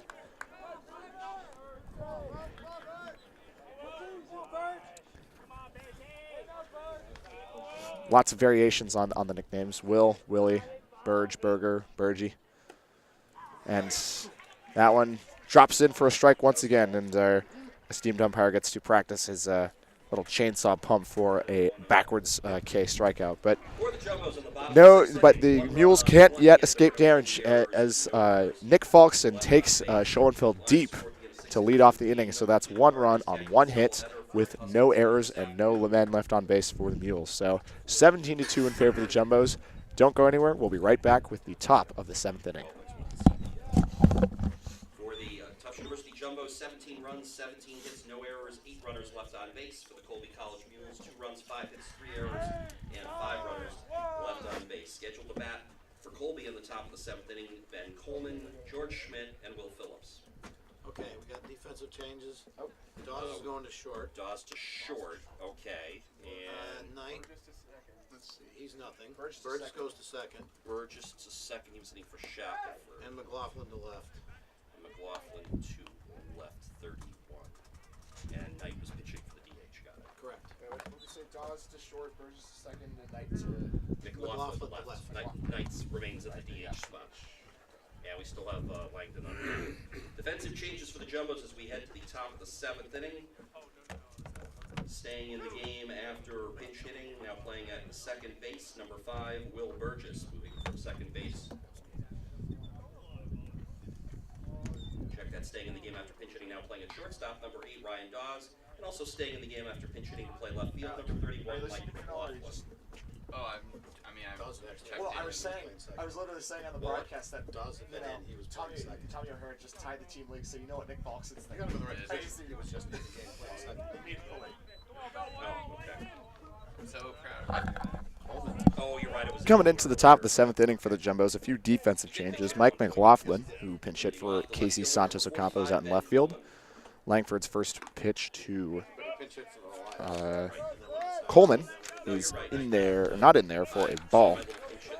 Ryan Dawes is out in second base for shortstop for Will Shackelford, and Will Burgess has moved in for Elias Farinos as Coleman slaps this on the ground, and a little bit of a bobble from Will Burgess on his first defensive opportunity is going to allow Ben Coleman to reach safely.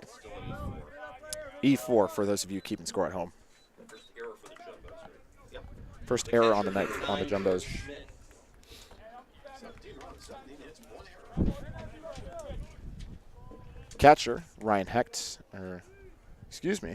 is a pinch hitter who takes his first hack, kind of pops it down the right foul side, and a couple of bobbles from Nick Falkson does not quite bring it home. Those are the worst because you see it, you have it, and then you don't. And it's just a really unfortunate turn of events. But as we take a quick look at the Colby roster, George Schmidt, the catcher, has replaced Ryan Hecht in this game. Game which has quickly slid out of control for the Colby Mules. Schmidt gets another chance at life, though, as he steps back in to take another hack at Langdon. No. Add a second one. The Falkson dropped. Big swing and a miss from Schmidt is going to be no good, and a quick pickoff attempt from the catcher Frickman will be unsuccessful as Coleman stays alive.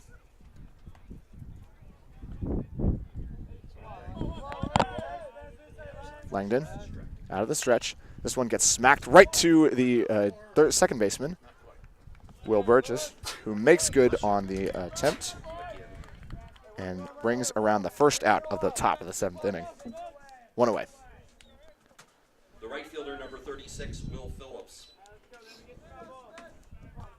Will Phillips, the right fielder, stepping up to the plate. 0 for 2 on the day so far. He reached base his first time up with a hit by pitch back in the first inning, but has since flown out twice. First time was a line drive to the shortstop. Second time was a healthy hack out to right field. Langdon's first pitch to him was going to be in there for a strike. 0-1 the count.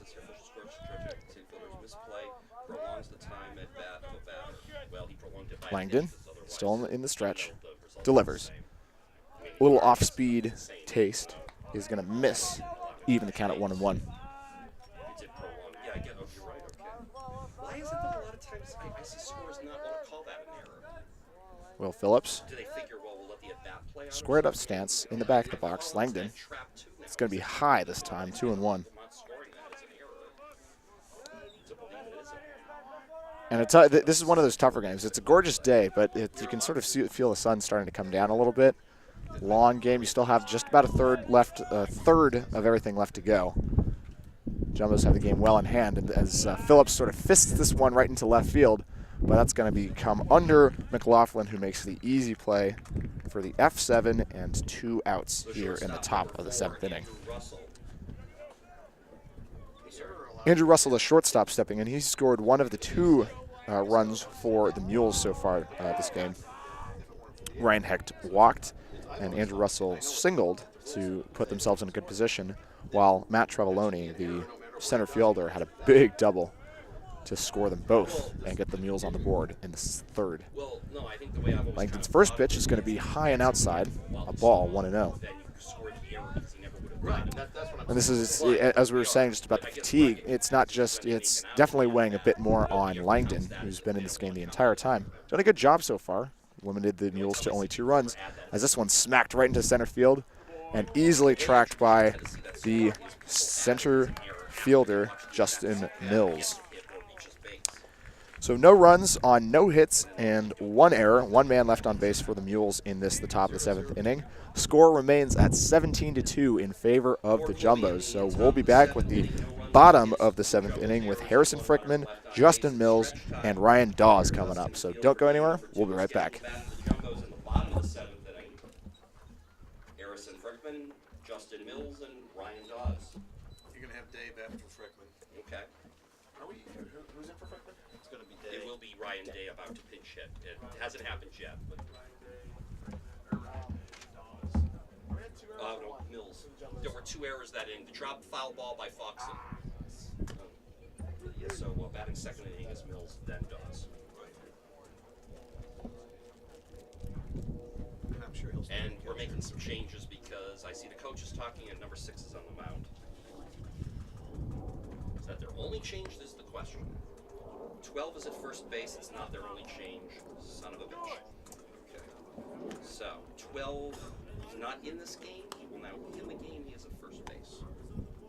Where's those binoculars? There's a new pitcher, new first baseman. We'll fill you in on the rest as we get them. Let's see here. We've got 22 at third base. That would be correct. We've got Correct. 4 at short is correct. 11 at second. Incorrect. Okay, we have a new second For 6. baseman. 11 for 6. 11 Oh, for Ward, s- well, the 6 went to. Oh, 6 second went to the baseman mound, pitch. right? Scratch that. 11 goes into the Yeah. DH spot. That would be 29. Goes in for outfield. 11's in the DH slot now. Correct. Because the second baseman went to the mound. So they lose the DH. Oh, shoot.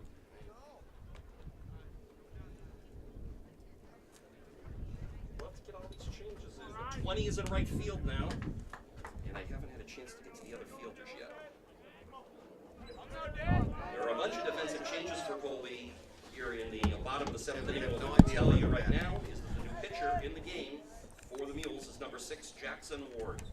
Bunch of defensive changes for the Mules here, but the most pertinent of which is that the second baseman Jackson Ward has moved to the pitcher's mound. So, you know, the Mules are scraping the bottom of the barrel at this point. Another change for the Jumbos is that Ryan Day has come in for Harrison Frickman. 23 Ryan Day, one of the backup catchers for the Jumbos here. His first look at Ward's pitch is a strike. Count goes to 0-1. Big swing and a miss is going to make the count go to 0-2. So 12 is batting fourth and playing first base. Ryan Day hitting .217 in 15 games so far. That's good for 10 hits, 6 RBIs, and a .294 on base percentage. This next hack is going to cork that one way down the left field line. Wind is still blowing strongly. It's not a fierce breeze, not anything like, I guess it's something to write home about with the way home runs have been popping off the bats of the Jumbos so far, but definitely something to consider. Ward, big, caught him looking. Grab some pine meat. Ryan Day's got to get that bat off his shoulder if he wants to do anything about Ward being in the game, but he'll have to wait his turn on the next one. Justin Mills coming up to the plate. He is 2 for 3 on the day. Single, or excuse me, 1 for 2. Single, a double play back in the 5th, sacrifice, sack bunt, and a walk. Ward's next pitch is going to be slapped on the ground towards the hole. That's going to be bobbled by the first baseman who just can't make a play on it, and Mills will run it out. It'll be an E3, as that should have been made.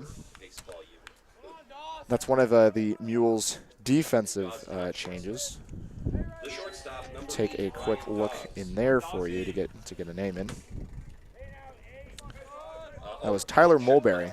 Mulberry, who is in for William Westman. Ward looking in to Ryan Dawes. Off-speed pitches goes a little bit high, just the tiniest bit high.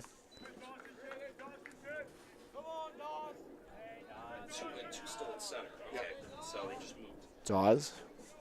one of the backups, as we mentioned earlier. Backup shortstop. He's going to send this one for a ride deep into right center field, but that's going to stay in the park. And a really nice effort from the center fielder, not Will Phillips, but that was another one of the defensive changes that the Mules made.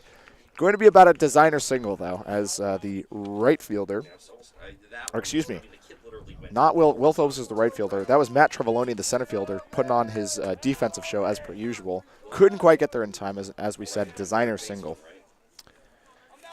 The right fielder for the Mules was in there. That was number 20, Matt Mitchell.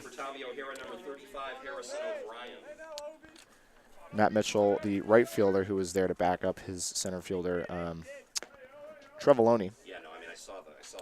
And Ryan Dawes is in with. No, that was a single. Yeah, hit.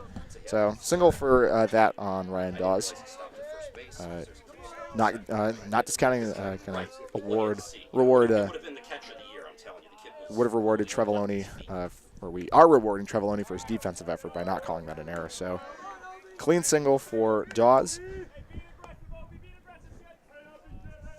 O'Hara seems to be out of the game, though, as a pinch hitter has been called in. Harrison O'Brien in. And a little bit of a foolish swing and a miss there. Harrison O'Brien on his first one. 0-2 the count now from Jackson Ward. So O'Hara's going to end his day 5 for 5 with 2 home runs, 2 singles, and a double. Ward's pitch in the dirt once again. O'Brien holds off. 1-2 the count.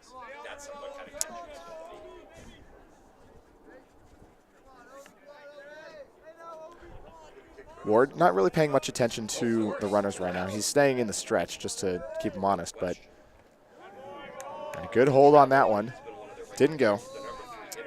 Count goes to 2-2.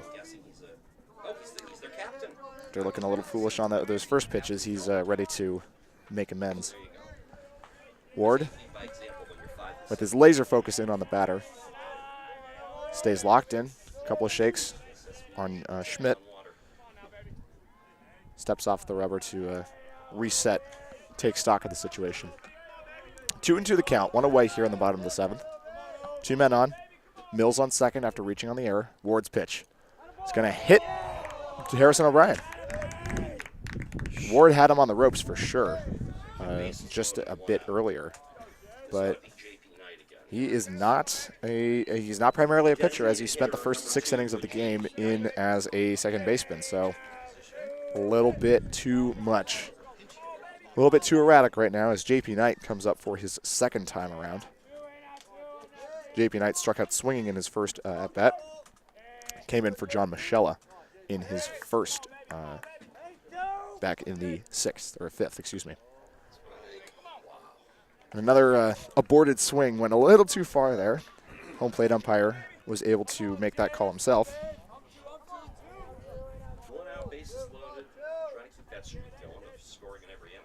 JP Knight doing fine in terms of hitting. Spits on that one, though. Ward gets it in for a strike. 0-2 the count. 11 games so far. He's had 24 at-bats, 6 hits.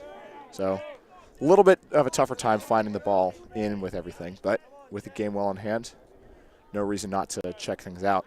That ball's going to just squibble away in the dirt, and an easy time for all the runners to advance. Mills scores.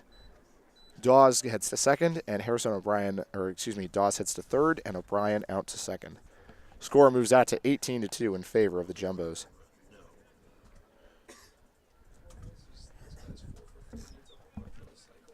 One and 2 the count to JP Knight. Situation might have changed, but Knight is not out of the woods yet. Ward comes set, delivers. Whips that around just a bit outside. Evens the count at 2-2.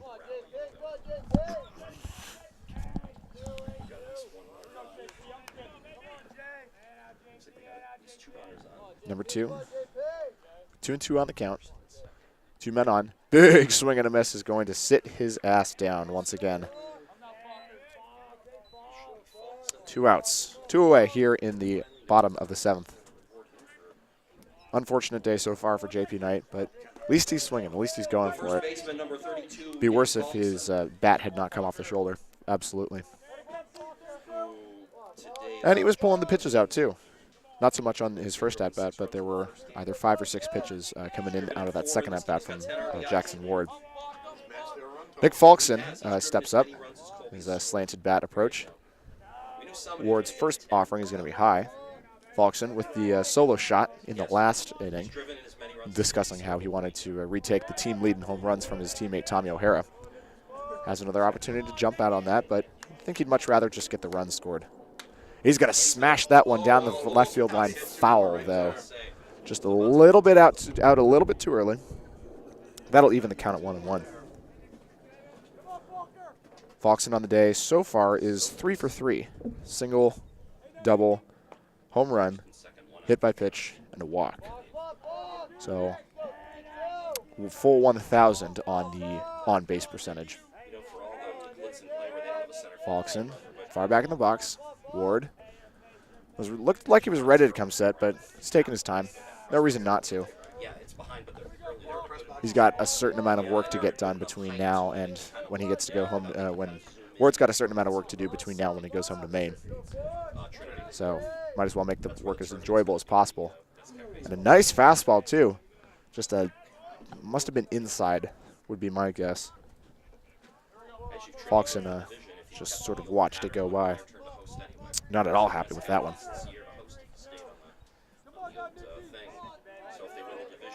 Falkson. Big swing and a miss is going to even the count at 2-2. Ward's doing a good job so far. Honestly, if I had to pass judgment, much better primary strike through the Jumbo lineup. Definitely more comfortable and more comfortable with changing things up and trying to keep the Jumbos guessing with his stuff. Ward delivers. That's going to be slapped on the ground towards the right side. Fair ball. Nice play from the third baseman is going to be not in time, or rather in time, but the first baseman, the defensive change first baseman, Tyler Mulberry, is not going to, Tyler Mulberry is not going to be able to hold on to it enough, and that will allow the Jumbos to score again. 19-2. So a good defensive play from the third baseman, Tommy McGee, is not quite able to be wrangled enough by the first baseman, Tyler Mulberry. So Falkson will reach on the error, while Dawes will score. And Harrison O'Brien advances to third. First pitch to Stephen White from Ward is a strike. Count goes to 0-1.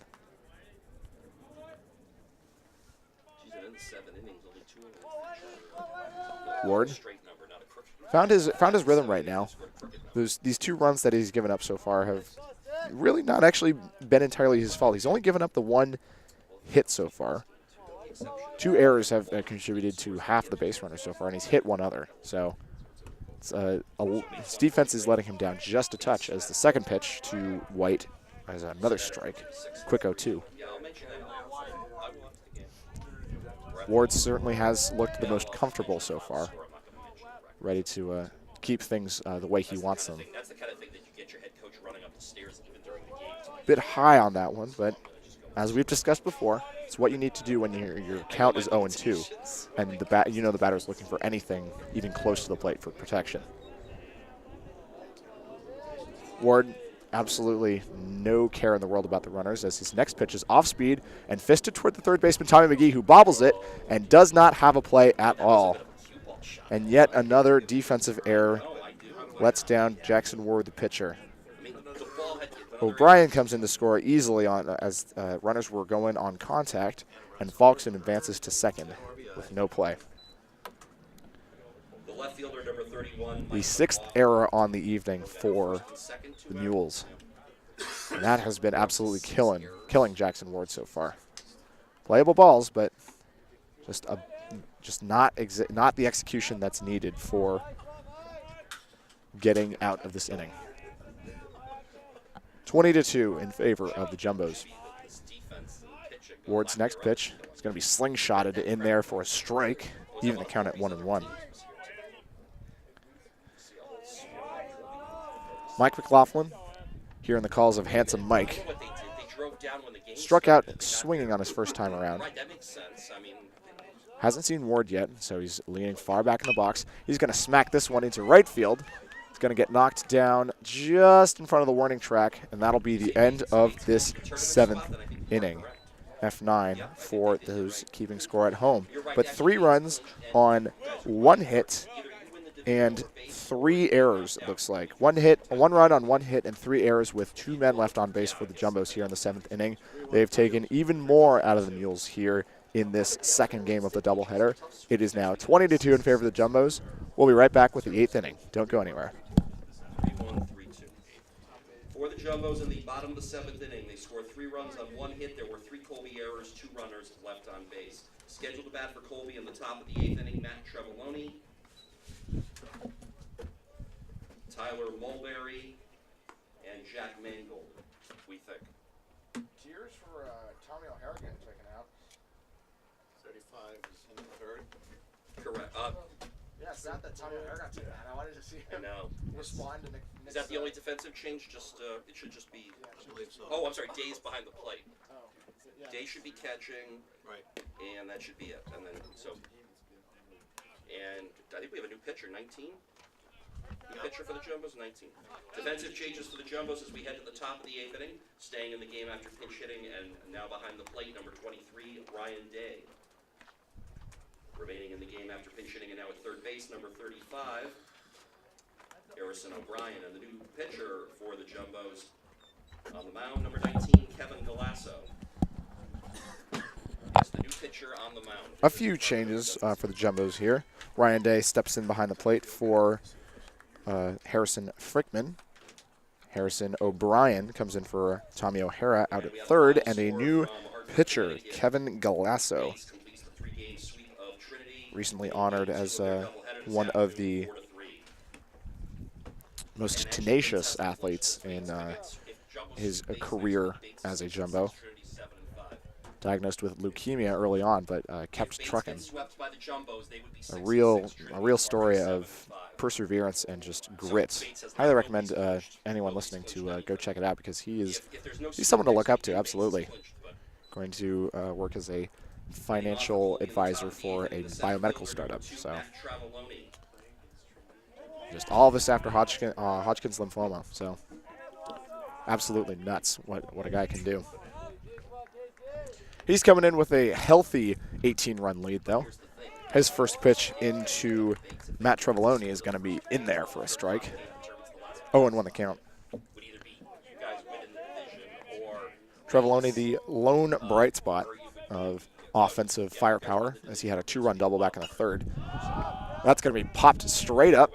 Day and O'Brien are all the way over, and O'Brien can't quite keep a beat on it. That'll bring the count to 0-2, though, for Kevin Galasso.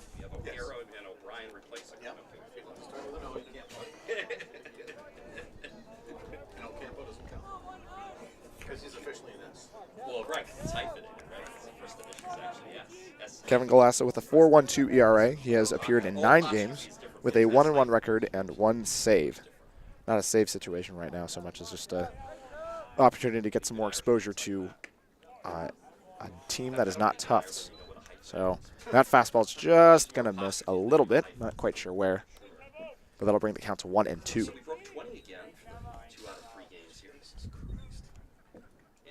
Galasso comes set, delivers. Off speed. And was fouled. Could hear our coach admonishing Day the catcher to get the ball. But Trevoloni wasn't going anywhere. Count stays at 1-2.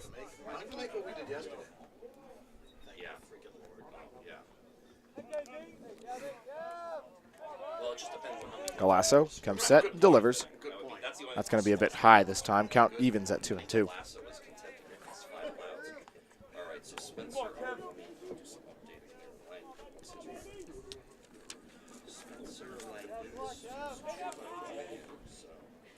Matt Trevoloni, 6'0" senior from Ashland, Massachusetts, so also a bit of a local kid. Well, local to here at least, more so than Maine. His next hack is going to sort of come back and catch our esteemed umpire right on the face mask, but he's looking all right. Count stays at 2-2. Day comes out for a quick conference with Kevin Galasso. Probably just telling him to relax. Nothing to worry about at this point in time. Let the bats find the ball, and then let the defense do its thing. Another one of our esteemed umpires. Probably the crew chief coming in to check on one of his guys. But everything looks okay. Seems to be in order, as it were. Yeah, so tomorrow's out for anything besides rowing and sleeping. Kevin Galasso. Can hear the chatter from the bench calling him KG. And time is called by Matt Trevoloni. Not too much left to play at this point in time. Mules just looking to. Mules left in line to bat, looking to end the day on a bright note. That's going to be smacked up the middle, or not quite up the middle, but past a diving Burgess into right field for a base hit. Trevoloni keeps his streak going, as he is 3 for 4 on the day, with 2 singles and his 2 RBIs back in the third. The first baseman, number 12, Tyler Mulberry. Tyler Mulberry, the first baseman, comes up to the plate for the first time. Mulberry had a couple of defensive lapses in the last half inning. Contributed more than he probably would have liked to the Jumbo scoring in the 7th. Big swing is going to just barely find that pitch right there. 0-1 the count on the foul ball. Kevin Galasso into the stretch, looking for that double play ball to squelch this beginning of a rally. His pitch is going to be low and outside and spat upon by Mulberry. Count evens at 1-1.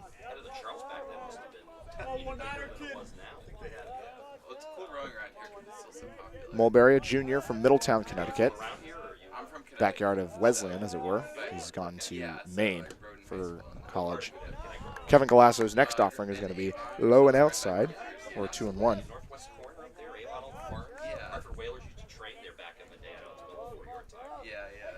Mulberry hitting 125 in the season over 16 games. It's good for 6 hits. That's going to be corked up, straight up, out there for the center fielder, Justin Mills, to take care of. Mike McLaughlin was looking on, but that was easily tracked by Mills for the first out of the 8th inning. F8 for those keeping score at home.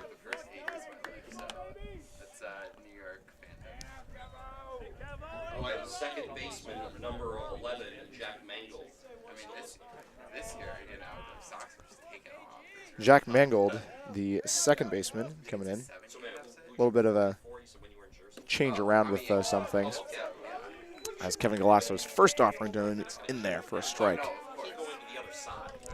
The defensive changes from earlier couldn't quite catch up with them, but that was Mangold who came in last inning as a defensive replacement. He's in for the pinch hitter in the DH slot. That's going to be slashed along the third base line. Foul, just barely foul. O'Brien didn't have a play on that, so it would have been a good thing for the Mules here. Good thing, if only slightly futile at this point. So, an unfortunate way to end out the series with the Jumbos. 22-7, 14-1, currently 20-2. Averaging a big swing and a miss from Mangold is going to end his day on a swinging strikeout. 2 down here in the bottom of the 8th.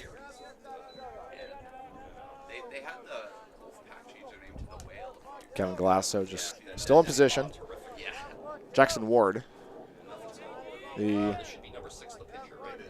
Jackson Ward now the pitcher.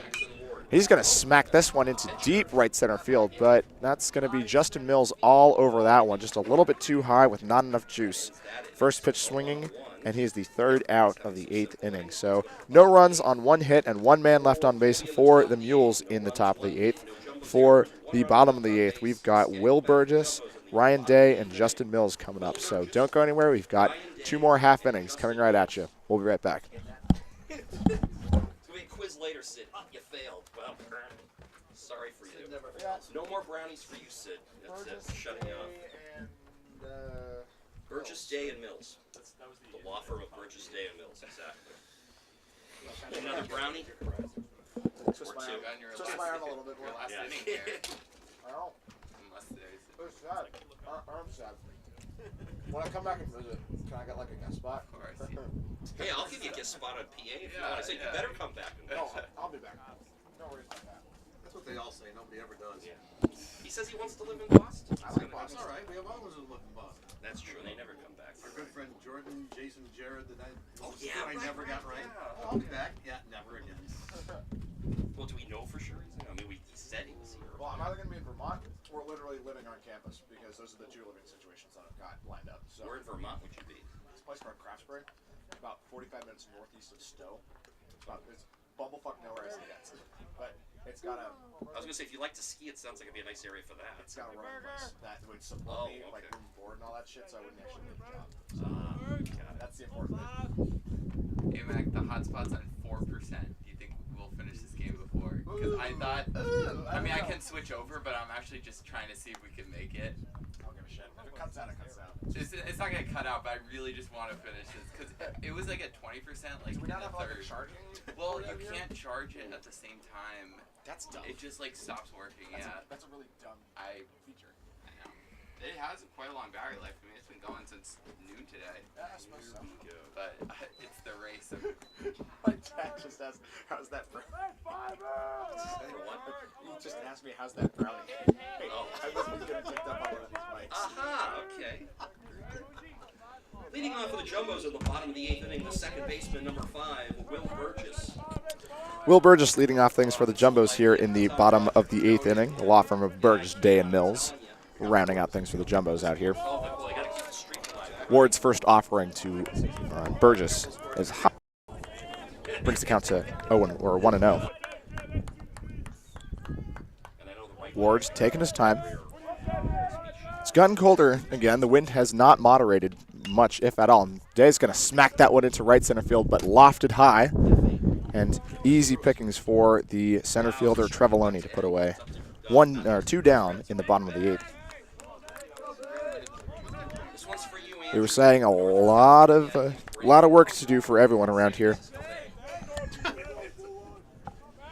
Ladies and gentlemen, your attention, please. Pitch hitting for Justin Mills. Number 21, Brandon Bay. Brandon Bay, number 21, Brandon Bay, coming in for Justin Mills. Yankees Red Sox game the day after the brawl last week, and Yankees look just as bad as Colby's looking right now. The defensive pitching has just not been there this year. I don't think anybody can look as bad as Colby's looked today, even as bad as the Yankees. Brandon Bay stepping in. His first look was a pitch off the outside. That's going to be fisted down the right field line, but foul. Even to count at 1-1. Start to look a lot like the Yankees. Of This course. Colby team is never going to look. They're not going to look any better than this. And this is Brandon Bay, 7 at-bats so far. No hits just yet, so he's still looking to reach base safely for the first time. No better time to do it than with 2 outs in a game that Jumbos have well in hand. Off-speed pitch is going to drop in there for a strike, 1-2 the count. But as I was saying earlier, lots of work today just for everyone involved. keep advancing. Yeah, O'Hara going 5 for 5 on the day, 2 home runs, 2 singles and a double. Another off-speed offering is going to be just barely fouled off. Still count stays at 1-2. tried to actually break down Faulkson himself stats for the almost in for the cycle. 3 for 3 with those walk and a hit by pitch. His own home run to go for it. for someone who scores baseball. 20 runs is just a lot to endure, just period, on both sides. I think both teams will be ready to hit the showers after this is all done. Ward's next pitch is in there for a strike. Grab some pine meat. That was another beautiful, beautiful pitch from Jackson Ward, who said it once and will say it again. He has looked the best out there despite having to play the first 6 innings as a second baseman. So no runs, no hits in the first scoreless inning that the Jumbos have actually put up. First 0 that the Mules have hung up for the Jumbos. But no runs, no errors, and no men left on base here in the bottom of the 8th inning. Mules are going to have one last crack at the Jumbo pitching staff with Tommy McGee, Ben Coleman, and George Schmidt. So don't go anywhere. We'll be right back. Hey Mac, can I hop on for the last inning with you? Yeah, come around. Let's send you off properly. Defensive changes for the Jumbos as we head to the top of the 9th inning, staying in the game after pinch hitting and now playing in center field. Number 21, Brandon Bay. And the new pitcher on the mound for the Jumbos is number 33. I had to switch over. Very bummed about that. I appreciated the text message. I've been writing an essay, so. Yeah, you really don't have to do anything for. Well, because we only have one camera. So. Have you been checking the scoreboard manually? Oh yeah, of course. But, I mean, That's all I've been.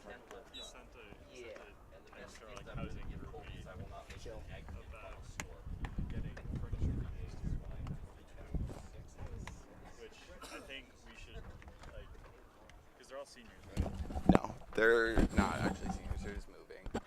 But I'd like to know what they want to sell so we can figure out what we want to take from memory and just everything. But, okay, I'll wait for another. And we are back for the last, what I think we can safely say is the last half inning of action here at Huskins Field. And I'm joined by my illustrious and quite frankly amazing General Manager Alec Whipple. Thanks for being on the broadcast, Alec. Well, thanks for having me. You've been, this has been a pretty long game, but your commentary has been stellar, spot on, and just energetic as always. I appreciate that. This was Alec's going away present for me. This is I've been around JumboCast for quite a long time now, and I've been pestering Alec to let me just take one of these solo for a while, and this being my last opportunity to do so, he said, "Hey, AMAC, let's get out here and do it." But he's here. I want to thank him personally on the broadcast with anyone listening in, because JumboCast is in good hands for the future, as if Alec's going to stick around as GM. So, stay tuned. I mean, I know I will. I love Tufts athletics and listening to my guys get done. But really quickly, Ian Kinney has stepped in for the last half inning of work for the Jumbos, taken over from Kevin Galasso. We've still got, let's see, Tommy McGee, who is, as we said earlier, one of the bright spots of this game. And Alec, you've been here for almost the whole day, right? Pretty close to it. Pretty much, yeah. As McGee smacks this one into left field, and that's going to make it over Mike Laughlin's head, a base hit. It's going to roll all the way to the wall. McGee's going to be in with a stand-up double as a strong throw from the left fielder. McLaughlin is going to hold him at second. Leadoff double here in the top of the ninth for Tommy McGee. But before we were so rudely interrupted by this baseball game going on, what have you seen just from the Mules compared to the Jumbos right now? Because these scores have been really lopsided. Yeah, I think it honestly is just coming down to, both teams. The Jumbos have a good offense. The Mules, haven't had the best offense, but the pitching has just been the biggest difference. I mean, it just seems like, just from the beginning, the way, Jumbo's coming out, putting up a 6 spot at the beginning of this game is just, it was over then. And for the Mules, it's just very deflating. Baseball, as many sports are, it's just all about emotion. Mental game, because all these guys are physically strong, so it's really the separator is how you're going to handle it mentally. And Colby has just looked very deflated. And obviously a talent level difference. It's a little, just a little talent difference. Yeah, but if you're trying to look for some factor, I think mentally it's just definitely a different game. I mean, that's true of basically all sports, isn't it? We yeah. Crew, our cameraman, we're all on the crew team together, and that's just it's mental. It's a mental game, just all around. And so, it's as you said it yourself. As soon as the Jumbos had a 6-run lead, that's game over. You can't climb out of a mental hole like that once you're down. So. This has been Ben Coleman, the left fielder, facing up against Ian Kinney. A couple of a ball and a few strikes has put the count to 1-2, just to sort of keep you apprised of the game right now. But how about those home runs? Jumbo offense has shown up. Yeah, Tommy O'Hara, man, they had his second one. It was just that's got to be my favorite storyline, because Tommy O'Hara, with his 2 home runs today and 2 at bats, tied Nick Falkson for the lead, and immediately after that second home run, what does Nick Falkson do? Comes back and hits another one. Hits his own freaking home run. So, hey, here's to you, Nick Falkson, for not letting those upstarts, not letting that upstart Tommy O'Hara take you for a ride. As Kinney's next pitch to Coleman is low, bring the count to 2-2. Something I thought was funny. 3-2, excuse me. The beginning of the game, I think, was Elias Veranos. I forgot how he made the first out, but then the next 8 people got hits, and they ground to a double play. It always is like there's always one person who doesn't join the party. Oh, it's the worst feeling of all time, too, as this one smacked into left field, a base hit. McLaughlin's strong throw is going to hold Coleman at third, but the Mules have their, I believe, what can be qualified as only their third scoring sort of threat at the moment in the game right now. Runners on the corners and no outs, so Ian Kinney's pitched himself into a bit of a jam. And apologies for anyone trying to look at the scoreboard. I actually have abandoned my post behind the computer to get to commentate this last historic inning. So we'll keep you updated. We're keeping them updated. It's 20-2. The Jumbos have 20 runs on 18 hits with 2 errors. Mules have 2 runs on 8 hits with 2 errors. There are 2 men on. It is first and third. This first pitch from Ian Kinney to George Schmidt was a ball. Want to know the count. But these home runs, it's just been an amazing offensive outpouring from the Jumbos as this next pitch is swung on and missed for a strike. It's stuff to talk about. It's fun. It's fun to call those home runs. The first one kind of got away from me. Harrison Frickman's home run back in I believe it was the 4th inning. Excuse me. But then the rest of them were able to I was able to keep up with just a little bit. So this next one's grounded out towards the left field. The Colby dugout. 1-2 the count. And that's one of the things I just love about baseball, because in other sports, if it's really high scoring or low scoring, there's no difference in that. But baseball could just be so many different games. Like a offensive outpouring or a pitcher's duel is just good in their own way. Whereas like the basketball game's low scoring, it's usually because the offense isn't doing too well. And that was a ball popped straight up behind the catcher Ryan Day, who just barely overshot it. Couldn't quite get a grip on that. So 1-2, the count remains for George Schmidt. Or if you're watching like a race or some sort, like it's just who wins and who loses. There's no just the nuance in baseball is. There's nuance in races too. I'm gonna stick up for our own sport, or for like a running race or a swimming race, or stuff like that. All right. But just many more nuances as this one's as smacked on the ground towards the left side. But Harrison O'Brien cannot get a hold of it. That's going to allow the third Colby run of the game to score. E5 for those of you keeping score at home. And there are still no outs here in the top of the 9th. That's 17-run deficit. They're glad they tacked on all those insurance runs now. Yes, indeed. It's got to hurt a little bit as a Colby, the pitchers, that Colby pitching staff. Will Cohen, Taimu E2, Frank Driscoll, Daniel Schoenfeld, and now Jackson Ward. Jackson Ward, I don't know if you heard me say it, but he was looking the best out of the entire pitching staff. I mean, he played 6 innings as a second baseman. So, you want to talk about players of the game. Well, it's got to be a toss-up between Nachmanoff and Tommy O'Hara. We were discussing in the booth between innings, will Malcolm Nachmanoff outscore the entire Colby team? Some interesting statistical oddities today. Which he very well could have done. And then there's Tommy O'Hara, who we've already talked about. 5 for 5 with 2 home runs is just, geez Louise, can't even talk about that. So, those were 2 home runs in the 4th and the 5th innings, and then that was it for Tommy O'Hara. But players of the game on the Mules side, Jackson Ward's got to be it. He's let's see, where was he? 0 for 3 with this as Matt Mitchell strikes out swinging on the 3rd pitch. Good morning, good afternoon, and good night for the first out of the top of the 9th. But Jackson Ward, not a huge day at the plate. If I had to give it to someone, it'd probably be Matt Travoloni with that big 2-run double back in the 3rd. But Jackson Ward, great defensive plays so far, as this first pitch is smacked into left center field, and that's going to fall for a base hit.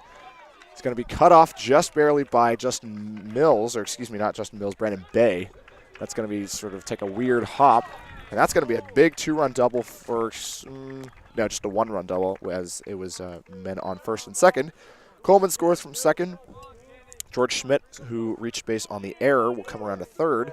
And Andrew Russell keeps things going with his own RBI double. So all of a sudden, Mules actually showing their teeth a little bit. Well, not many positives for Colby, but 9th inning scoring is always something that you can at least say, at least we got something going. It's nice, and like Andrew Russell, 2 for 4 with a single where he scored, and now an RBI double. So, he can actually hold his head. He can hold his head maybe a little bit higher with that. That was a solid hit. That was clean contact right there. So, props to you, Andrew Russell. But Matt Travoloni's out here trying to had this Player of the Game award, or Stats First Player of the Game award right now. So.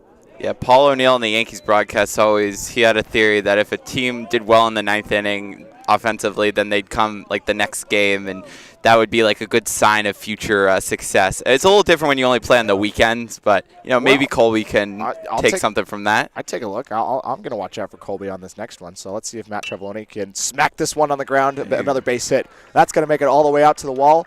Or not quite all the way out to the wall, but Michael McLaughlin's going to have a nice, strong throw into second. But Trevoloni is in with a stand-up double and his second 2 RBI double of the game. So there it is. We were just saying.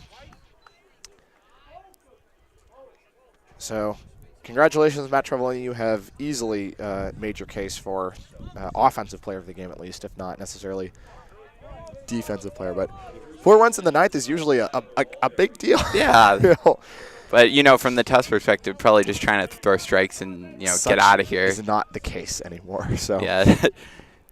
Ian Kinney, 4 earned runs is not going to help his ERA, which if we do a quick sort of scroll through the stats right here, already in an 8.76. So not amazing, but you know what? That's okay. That's all right.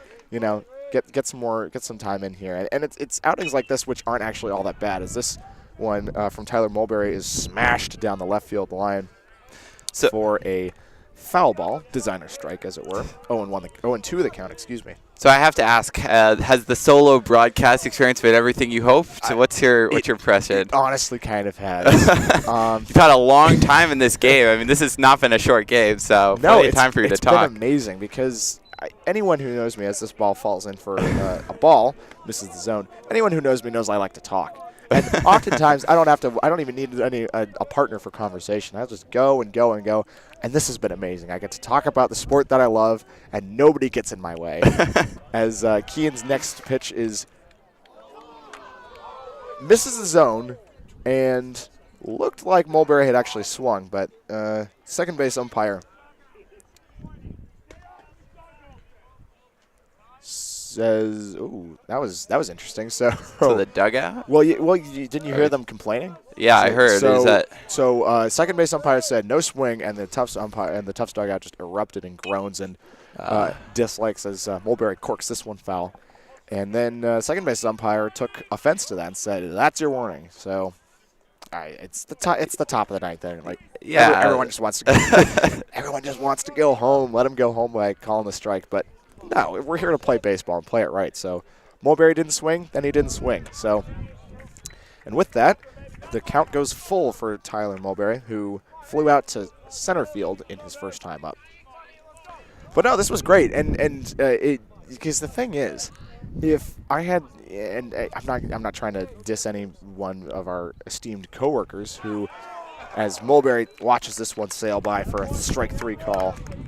He sits down with backwards K to finish off his day. 2 away in the top of the ninth. I'm not dissing any one of our wonderful coworkers because everyone's amazing. Everyone's got their strengths and weaknesses, but they're all great when it comes to being on the air. But what if, we were asking a question or having a conversation, and then all of a sudden, O'Hara hits his home run and I'm not there to call it. Right. So it was nice to be able to sort of be on top of everything and sort of aware because it's just a level of experience. There's, Kruk and Kipe or the Yankees broadcast team knows when to stop talking and have their side conversations when the pitch is about to happen. We just don't know how to do that yet. Nobody does, myself included. Kenny's first pitch is going to be smacked on the ground towards O'Brien, and that's going to be another E5 as this inning stays alive just a little bit longer. That was Jack Mangold, who on his first pitch swinging reaches base safely here in the top of the ninth. No, that's all I had to say about it. It was nice to sort of have my own, have my own space and sort of just explore topics that I wanted to. It got a little repetitive, but that's on me, and that's something I can maybe change in the future. So we'll see if I actually end up trying to pursue this as a career. As Jackson Ward smacks this one into left field, but that's going to be tracked easily by McLaughlin, and that's going to be it for this game. As Jackson Ward trying to take that offensive player of the game award away from Matt Trevoloni. But that's going to be it as he ends his day with 2 fly balls out to the outfield, first to center field and the next to left field, But that's going to be it for the action here from Huskins Field as the Jumbos take another crushing victory to finish out the series 20-6. And I think it was 22-7, 14-1, 20-6. So 13, 14, and 14? 14. No, yeah. 16. 22-6. Was it? Yeah, 16. Yeah, 16. So Well, before we go, I just have to quickly send out AMAC here with a few words. First time I came to Tufts, quick story, he was the one who showed me around. He was the one who convinced me that this was going to be a great place to spend the next 4 years. He's been a great teammate, a great club member, just a great friend, housemate. I'm blushing. You can't see it right now, but I'm blushing. I'm going to say this a few more times in the next course of a few weeks, but we're all going to miss him greatly. He's contributed so much to this club. Actually was one of the people who got me into the club because I didn't join until spring of my freshman year. And his sports knowledge is just unparalleled. I hope you've all enjoyed listening to him today. Yeah, I still have to listen to him for a few more weeks. But Yes, thanks for everything you've done, AMAC. If you think I'm going anywhere anytime soon, you are sorely mistaken, my friend. But it's been a joy and a pleasure and an honor that I can't even describe to be working for you and having you as a GM. So thanks for this. Thanks for everything.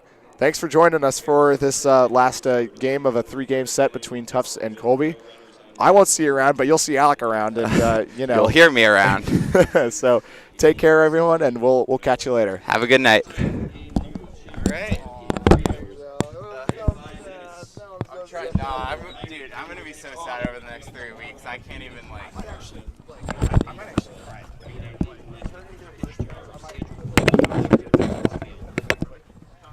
I'm just trying not to think about it, but no, it's gonna be awful. Enjoy your evening. Hope to see you back here at Huskins tomorrow. 1-3. Yeah, Cohen's 0-3, I just don't minus realize 3. how many friends I have. I know, but it's Duration yeah, was no, I'm sure you'll be around. And Ash will be around. attendance, It's just 369. Yeah, big. It was Fan the Fire Day too. Some kids came up and told us we didn't see the tent or the tables or anything. Man. 2 kids came All right, up so here and wanted us to make Frickman an now announcement. has Peter, thank you so much. 5-6 literally, right? do this game, so. Frickman has 3. He hit his 3rd. I would have done that every O'Hara hit his 4th and 5th. So he had 2 in the Right. game. Now he has 5. Fulton hit 1. He has 6. I totally would have done that. All right, you stay. You go inside it. You get the